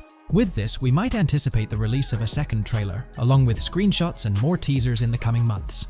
While fans rejoice, this could mean extra pressure for Rockstar Games staff. Stay tuned here for updates as Rockstar unveils more details about GTA 6. Are you geared up for the official start of GTA 6 marketing? Drop your thoughts below. There's been quite a buzz about Jason, one of the main leads in the highly anticipated Grand Theft Auto 6. People are spinning theories left, right, and center, suggesting he might be an undercover cop, an agent, an ex-cop, or even someone with a military background. It's been the talk of the town ever since the first official trailer dropped. Now, I've got to warn you, what we're about to discuss might just spoil a bit of the GTA 6 storyline for you. But hey, if you've been keeping tabs on the GTA 6 grapevine, chances are you've already heard murmurs about these theories. Now, I gotta stress, folks, that as exciting as these speculations are, they're just that, speculations. Nothing set in stone. But here's the deal. There are some interesting things in Jason's outfit from certain glimpses in the trailers and Rockstar's promotional stuff that sort of fuel these speculations. They're like breadcrumbs teasing us about Jason's potential undercover identity. So today, I'm here to unravel these clues and take you through the evidence we've got so far. We'll start with the very first trailer of Grand Theft Auto 6. You know, the one that set the internet on fire? We'll dissect it bit by bit and get into the nitty-gritty of this theory that's got the GTA 6 community all hyped up. And it's not just about the trailers, folks. Oh no, there's a whole treasure trove of articles out there discussing findings made by fans, diving into details, and connecting dots. We're gonna sift through all that too. And hey, while we're at it, let's not forget about the actors. There's been some chatter about who might be stepping into the shoes of Jason in this game. So we'll toss that into the mix as well. There's plenty to unravel, and we're here to explore every nook and cranny of this speculation, piece by piece. So grab your favorite snack, get comfy, because we're about to embark on a journey through the GTA 6 speculations, theories, and rumors about Jason. Let's start off by jumping into this interesting Reddit post. I've seen some speculation that Jason is an undercover cop makes sense since we see first-person gameplay of a police raid. I'm guessing he falls in love with Lucia, and his storm between his duty and his love could be not true, but it seems like it would be a good twist in something Rockstar would do. Okay, let's take a deeper dive into this scene where we encounter these 4 police officers. They're pretty unmistakably cops with that distinct police badge on their body armor. It's crucial to note the small details here, especially regarding their attire, as it might hold some key information. Now, among this squad of officers, there's one guy who stands out from the rest. He's chilling on the far right, sporting a casual white tank top, while the others are all suited up in body armor, their caps turned backward. This difference suggests a hierarchy within the group, making us wonder if this dude's perhaps a higher up or holds a different position within the force. The intriguing part, though, is the context of this scene. It feels like a pivotal moment, almost as if these officers are significant characters in the narrative. But let's pump the brakes a bit. It's all speculation at this point. We can't be certain of their importance or their roles in the storyline just yet. Now, let's loop this back to Jason, the main focus of our attention. There's a striking connection here. The cop on the far right and the one in the middle, both sporting these distinct olive green cargo pants. These pants seem to be a part of their uniform, something that catches the eye. But here's the twist. The same style of cargo pants is seen on Jason in the official Grand Theft Auto 6 artwork released by Rockstar. Coincidence? Maybe, but it feels like too much of a match to ignore. What's up with these pants? Is it a fashion trend among the police force in the GTA 6 universe? Or could it be hinting at a deeper connection between these officers and our protagonist Jason? The plot thickens, and we're left to ponder the significance of these subtle visual cues. Is there a backstory linking these officers to Jason? Or is it merely a design choice by the creators to establish a visual pattern? We're left with questions, my friends. Questions that make us itch to uncover more about this intriguing storyline. So, buckle up as we continue this investigation, piecing together clues and theories, aiming to decipher the enigmatic links between these officers and our mysterious main character, Jason. There's a whole world of possibilities waiting to be explored within the realm of Grand Theft Auto 6. Let's dive into this article by Exputer that further supports this rumor. GTA 6 fans have been busy digging into the lore of both protagonists since the trailer dropped. It appears that users may already have found notable details about Jason. A slew of forums and posts have popped up with speculations with evidence that complies with prior findings. A post by the Redditor, Jack_Torrance80, on the GTA 6 subreddit solidifies the past rumors that clarified that Jason would start the game as a cop. The pants worn by the protagonist in the GTA 6 poster are a part of the official uniform of Miami-Dade Police. The green cargo pants are the same color used by the Miami-Dade Police SWAT team. Additionally, the inclusion of body cam footage in the trailer may also imply his past background as a cop. It is speculated that he was dismissed from the service during the events of the game, having to continue his life as a petty thief. In the side-by-side comparison, you'll notice something intriguing. Those pants on the right in the image are an exact match to the ones worn by those police officers in the trailer clip. The detailing with those black bands and the gun holsters, it's all there. But here's where it gets interesting. Jason, in the official artwork, doesn't seem to have any of those gun holsters. It's as if he decided to part ways with that gear when he left the police force, holding onto only those distinctive pants. Now, about that white tank top he's sporting in the artwork, it bears a striking resemblance to the one worn by the cop, positioned on the far right in that clip. It's these little connections that make you wonder if there's more to it than meets the eye. Could it be a deliberate choice by the creators to hint at Jason's past, subtly linking him to the law enforcement world? Or is it just a coincidence? In the comments of the Reddit post, a user says, he is probably a dismissed cop or soldier, got too desperate and started to do petty crimes. Lucia brings him the local connections and scores, and he uses his former police training skills in weaponry and vehicles. A dismissed corrupt cop or soldier, a freshly out of jail ex-prisoner. Victor Vance and Tommy Vercetti. And there could be more parallels between these two pairs of characters if you think about it. Vic was being betrayed again and again in his storyline. When he finally decided to quit, his brother pushed him to enter another deal with Tommy, which eventually killed him. Tommy, on the other hand, is a more cunning and ambitious person. He promised Rosenberg to leave him a piece of his Vice City empire, but later abandoned him and left him exiled in Las Venturas. These observations really bring up some compelling comparisons, especially when looking at Tommy Vercetti and Victor Vance from previous GTA installments. There's a chance we might see echoes of similar themes or storylines reflected in GTA 6, which lines up nicely with what Rockstar teased in the trailer. Let's zero in on Jason's haircut. It's clean-cut and short, a style often associated with law enforcement or military personnel. That detail might not be just a coincidence. It could be a deliberate choice by the creators to hint at Jason's past as an ex-cop or someone with a military background. It adds an extra layer of depth to his character, don't you think? I'm genuinely interested in hearing your take on this theory. There is a lot of evidence supporting this theory, and it might be a major deal as we might be working with the police possibly in GTA 6. That would be a completely new gameplay element in the GTA series, so we have a lot to look forward to. Tell me, what are your thoughts and opinions about Jason's potential background, whether he's linked to law enforcement or not, as it could shed more light on this intriguing speculation. So, please share your thoughts in the comments section below, and let's keep this discussion rolling. If you haven't been following the latest news on GTA 6 over the past year, you might be surprised by how much information has emerged. Here's a comprehensive update on everything we currently know about GTA 6. We have details about a wide array of items and tools featured in GTA 6. These include the auto dialer, binoculars, immobilizer bypass, cutoff tool, painkillers, pool cue, trauma kits, golf driver, food and drink, golf putter, USB drive, golf iron, crowbar, golf wedge, torch, jammer, duffel bag for looting, cigarettes, and a loot backpack. Let's discuss the game engine. Developers have made significant enhancements to the Euphoria physics engine, improving ragdoll physics and overall game mechanics compared to GTA 5. Now let's discuss the multiplayer aspect. In a leaked clip from GTA 6, we observed a multiplayer session with a player count. This suggests there were 2 players present in the lobby, out of a maximum capacity of 32 slots. This mirrors the setup seen in Red Dead Online and GTA Online, where the capacity is stated as 32, but practically accommodates 30 players plus 2 spots reserved for spectators. While hopes for larger lobbies persist, it appears the testing phase involves 30-player lobbies. Leaks also suggest advanced weather systems, including heavy fog, a feature that was less common in GTA 5. Moving on to collectibles, there's mention of Wyman car parts. In a clip featuring Lucia, a developer is seen placing a cardboard box with a circular icon, indicating it as lootable.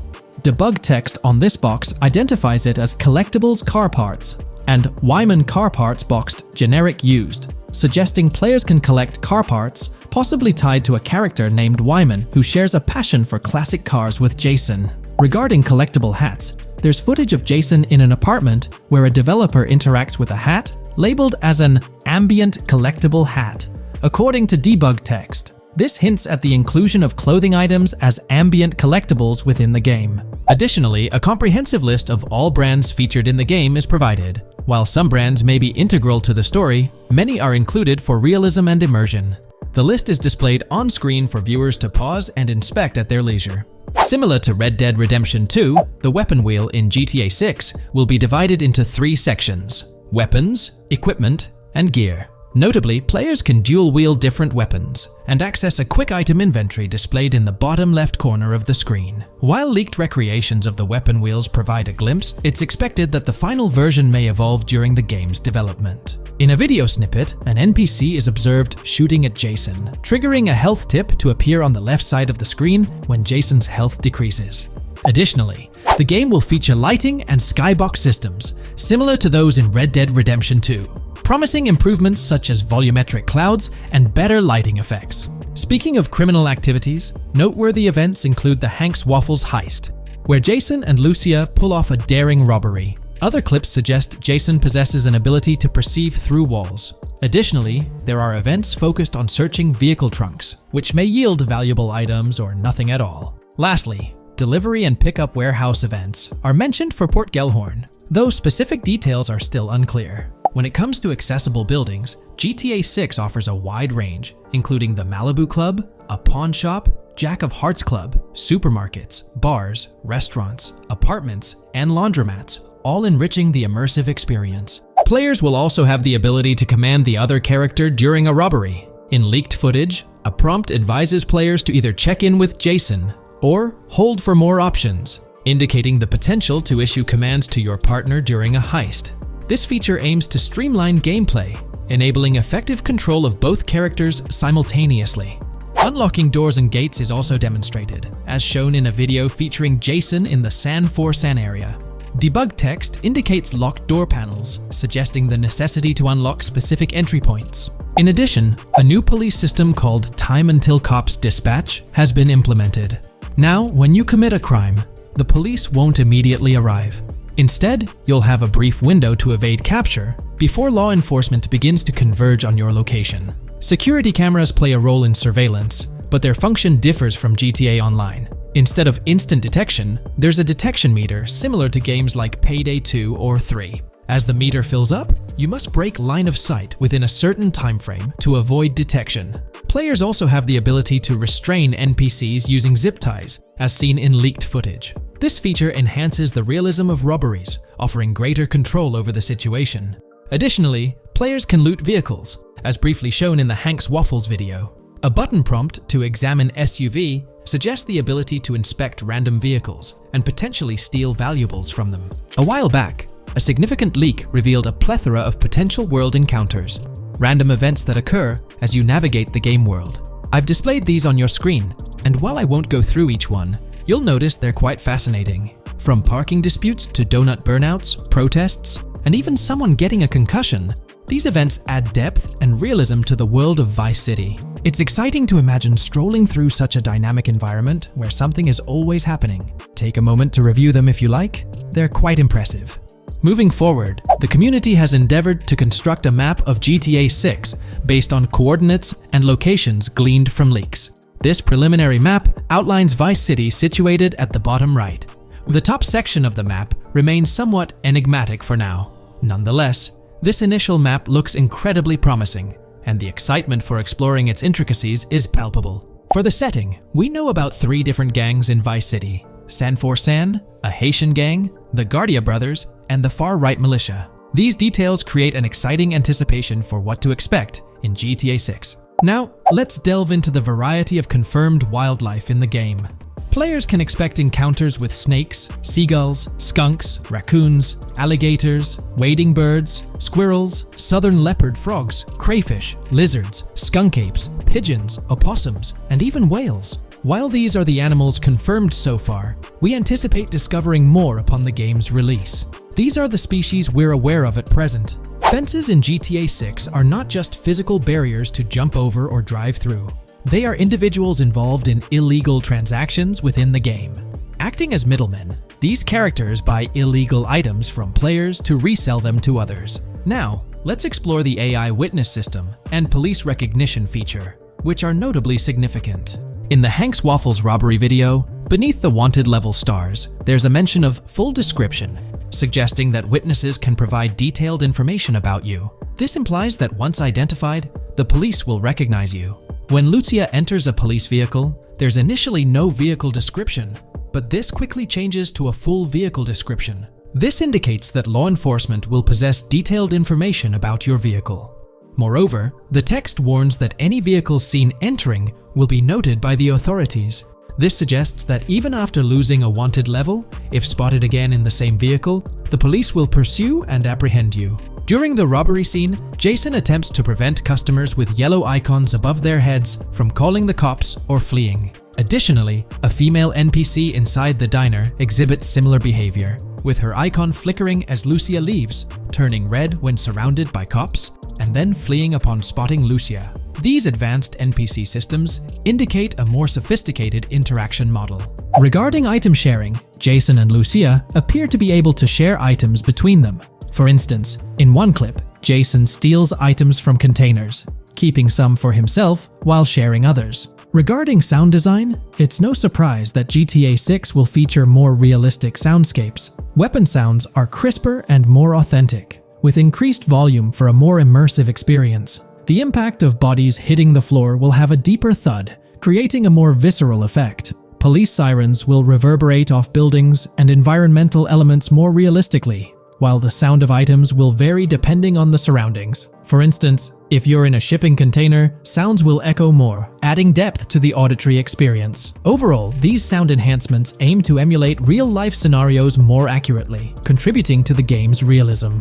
Moving on, we have an extensive list of every confirmed vehicle slated to appear in GTA 6, sourced from both the game files and leaks. I covered these in detail in a previous video, so I won't repeat them here. However, I've provided them on your screen for your reference. If you're interested in exploring the full list yourself, you can find them on page 30 of the document. The game features improved vehicle damage and handling, as seen in clips where crashes result in realistic effects, like splitting front fenders and bending car hoods. Furthermore, car interiors now include a functional GPS and waypoint system, enhancing immersion, especially in first-person driving. Players also have the option to enter a car from the passenger seat, adding a touch of realism to gameplay. These details highlight GTA 6's commitment to intricate design elements, evident in its meticulous attention to detail throughout the game. In addition, several new gameplay mechanics have been revealed. Players will now have the ability to walk while in cover, a long-awaited feature that introduces prone movement for the first time in GTA gameplay. Loot bags will allow for storing additional items, and players can now drop and pick up weapons. A new under fire animation has been introduced where characters cover their faces during combat, and players can opt to self-revive after sustaining heavy damage. Other significant mechanics include the ability to switch shoulders while aiming down sights, grappling during hand-to-hand combat, and the introduction of buddy communications and a buddy ping system. This system, likely shared between protagonists Jason and Lucia, remains intriguing, with its full functionality yet to be revealed. Additionally, a new cover mode has been introduced, altering the way shooting from car windows is executed.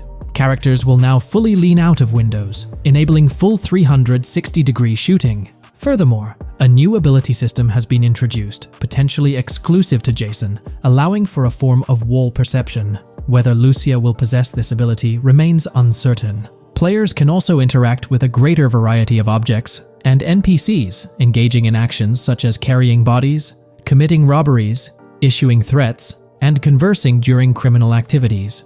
Moreover, the ability to pick up additional items, such as beer bottles and cans, enhances the overall gameplay experience. Let's explore some of the exciting new gameplay systems. Firstly, there's the introduction of money laundering, hinted at during the Hank's Waffles robbery. An icon found near the car wash property featured a washing machine with a dollar sign, suggesting potential opportunities for money laundering. This implies that players may be able to purchase properties with the intent of laundering money, although specific details on mechanics remain undisclosed. Nevertheless, it appears players will once again have the option to acquire certain types of businesses for illicit activities. Additionally, there's a confirmed lineup of weapons, which includes a rocket launcher, assault rifle, baseball bat, polymer pistol, knife, bolt-action sniper rifle, Molotov cocktail, spear gun, which is intriguing, smoke grenade, compact SMG, flashbang, micro SMG, sniper rifle, heavy machine gun, auto rifle, and pump-action shotgun. Moreover, glimpses of Jason in various states, sporting different hair lengths and facial hairstyles, suggest a hair growth system akin to Red Dead Redemption 2. This feature seems highly likely given the game's lineage. In terms of sustenance, players can consume items directly from their inventory. In a scene at a gas station, Jason adds wine, soda, and fruit to his inventory, highlighting the ability to eat and drink on the go, akin to mechanics seen in Red Dead and GTA Online. In GTA 6, you can expect to encounter raccoons rummaging through trash cans and stealing food bags. This is evidenced in the game files, which document 3 world events: raccoon climbing out of garbage, raccoon rummaging through trash, and raccoon stealing food. While there are numerous intricate details to explore, we've uncovered a multitude of confirmed locations spread across Vice City and its surrounding areas. Naturally, Vice City serves as the central hub, encompassing neighborhoods such as Edgewater, North Vice City, Rock Ridge, Little Haiti, Vice Beach, South Beach, Washington Beach, and Key Biscayne. Additionally, there's Port Gellhorn, which appears to be a distinct city akin to Sandy Shores or Palito Bay from previous games. Other notable spots include Yorktown, Ambrosia, Sundown, The Keys, La Pearl, Red Hill, Lake Leonida, Hamlet, Stockyard, Homestead, Grass Rivers, Ikenfaka, various underwater locations, and more. Each of these locales is meticulously detailed, with numerous mini locations nestled within them. It's remarkable how much information we already have about the game's expansive geography. In GTA 6, if your character sustains injuries, health will regenerate slowly over time. To expedite recovery, you can access the weapon wheel and utilize a healing item. Unlike GTA 5, where health only regenerates up to 50% naturally and requires snacks for full recovery, GTA 6 appears to allow for natural regeneration to full health, albeit at a slower rate. While not officially confirmed, it's implied that using a medical item will accelerate this healing process. Regarding open-world activities, there are 7 confirmed activities thus far: dice, golf, fishing, races, adventuring, shipments, and delivery van events. A video showcases a delivery van event near the industrial area of Port Gellhorn, featuring active security cameras that add complexity to potential heists. 2 distinct event types mentioned in the events list are Pragmatic Cool and Chaotic Romantic, introducing a new event type called Cop Trap, strategically placed in various locations across the map. The confirmed locations are displayed on your screen, indicating that law enforcement will deploy different tactics to apprehend you. Next, let's explore the array of new features spanning 2 full pages. Firstly, an enhanced AI system is showcased in a video, where enemy AI targets Lucia once she turns around. These adversaries demonstrate improved decision-making, adapting their shooting tactics dynamically based on the situation. Notably, they adjust their positioning relative to nearby objects, aiming to avoid frustrating head-glitching tactics. Additionally, they display more tactical behaviors, such as lowering their profile during reloads and employing lateral strafing while firing. NPC behavior has also undergone enhancements, with AI groups no longer wandering individually, but moving in clusters, reminiscent of the dynamics seen in Red Dead Redemption 2. This is evident in a video where Lucia encounters a group of tourists engaged in conversation as they pass by. This enriches pedestrian interactions beyond the independent roaming seen in GTA 5, now featuring diverse groups and even couples strolling together, enhancing the game's realism. A new gameplay feature allows players to surrender to the police during a robbery, introducing an intriguing dynamic with consequences yet to be fully revealed. Additionally, players can purchase gumballs from vending machines, potentially serving as a health boost, although specific effects remain speculative. Similar to GTA 5, your character's attire will accumulate dirt over time, adding a layer of realism. Hacking will also be a significant element, with Lucia seen carrying various hacking tools, though it's unclear if Jason will have access to these tools as well. Previous leaks suggested Lucia's role as the designated hacker, but further details will emerge in due course. Expect an enhanced car hijacking system in GTA 6. For example, the inclusion of an immobilizer bypass suggests that stealing luxury cars will be more challenging. Additionally, a tool called a Slim Jim will be used to unlock older vehicles, adding complexity to car theft. Moreover, events such as Steal Car in Progress and Steal Car Fail indicate potential complications during vehicle theft. Events like Carjacking Dash Cat and Carjacking Dash Advanced AI suggest further intricacies in vehicle-related activities. Finally, the document concludes with approximately 20 pages detailing locations found in leaks that correspond to real-world locales in Miami. This inclusion underscores the meticulous efforts put into crafting a rich and immersive game world. Alright, so in the GTA 6 trailer, there's this moment where this girl in a white bikini gets everyone talking, debating whether she's Lucia or not. She's chilling near this pool, taking in the Vice City skyline, and then she turns around. And let me tell you, there's a bunch of stuff to unpack there. Her hair moves all natural-like, swinging around as she turns. She's got these big hoop earrings, cool purple sunglasses, rocking a purple lipstick, and check out those nails, French tips. Oh, and there's this bracelet on her left wrist that catches the eye too. Now, here's the deal. Some folks are saying, nah, there is absolutely no way that is Lucia, or it just doesn't cross anyone's mind. Their argument? She looks different from how Lucia appeared in other shots, especially in that jumpsuit and during the whole crime spree with Jason. But hold up, there's a good chance that in GTA Online, customization's gonna be off the charts. Need a different haircut? No biggie, just swing by the in-game salon. Problem solved. So, who knows? This bikini girl might just be a customized version of Lucia with a whole new look and vibe. By the way, I'm holding a monthly giveaway for a PlayStation 5. You just need to subscribe and you're entered. Now, back to the video. You know, I'm pretty confident that it won't cause much trouble, just like in GTA 5 or Red Dead Redemption 2. It feels like they'll let us switch up our characters' hairstyles again, which is pretty cool. Now, about this scene, it looks like it's happening at a totally different stage of the game. At the start, Lucia's all locked up in jail, doing those petty crimes and all. But in this snippet, she's looking like she's hit the jackpot. Loads of success and riches. There's more to this in the trailer, giving us a peek into what a thriving Lucia might look like. She's sporting a different hairstyle, dressed to the nines, hanging out in a fancy car with Jason behind the wheel. And to top it off, the girl's getting her photos taken by the paparazzi. Some folks out there are betting that this bikini girl is gonna be the face of Rockstar's marketing strategy. You know, just like how they've always had that iconic female figure in their marketing since the good old days of GTA 3. So, putting it all together, it really seems like this bikini girl is Lucia. From the style to the little details like the various hairstyles, everything seems to point in that direction. It's exciting to get these glimpses of what Lucia's different phases might look like in the game. Rockstar's been doing this thing with the promo girls for ages, from the early days of GTA 3 to the more recent GTA 5. You might remember them.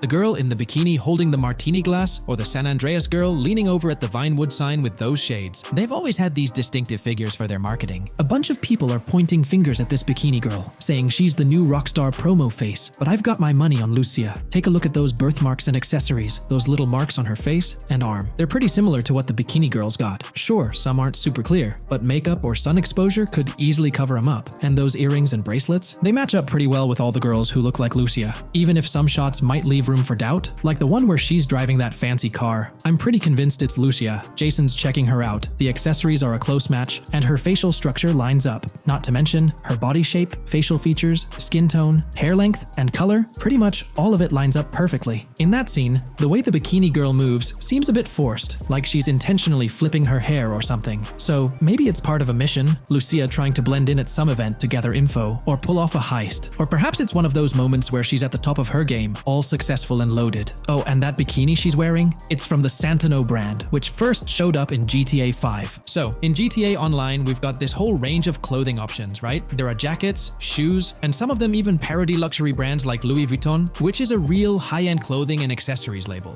Now, some people are throwing around this theory that the bikini girl might be a returning character from the old GTA Vice City like Mercedes Cortez, but honestly, that's way off. Vice City was set in the 80s, and GTA 6 is gonna be in the present, like probably around 2023. So, the timelines just don't add up.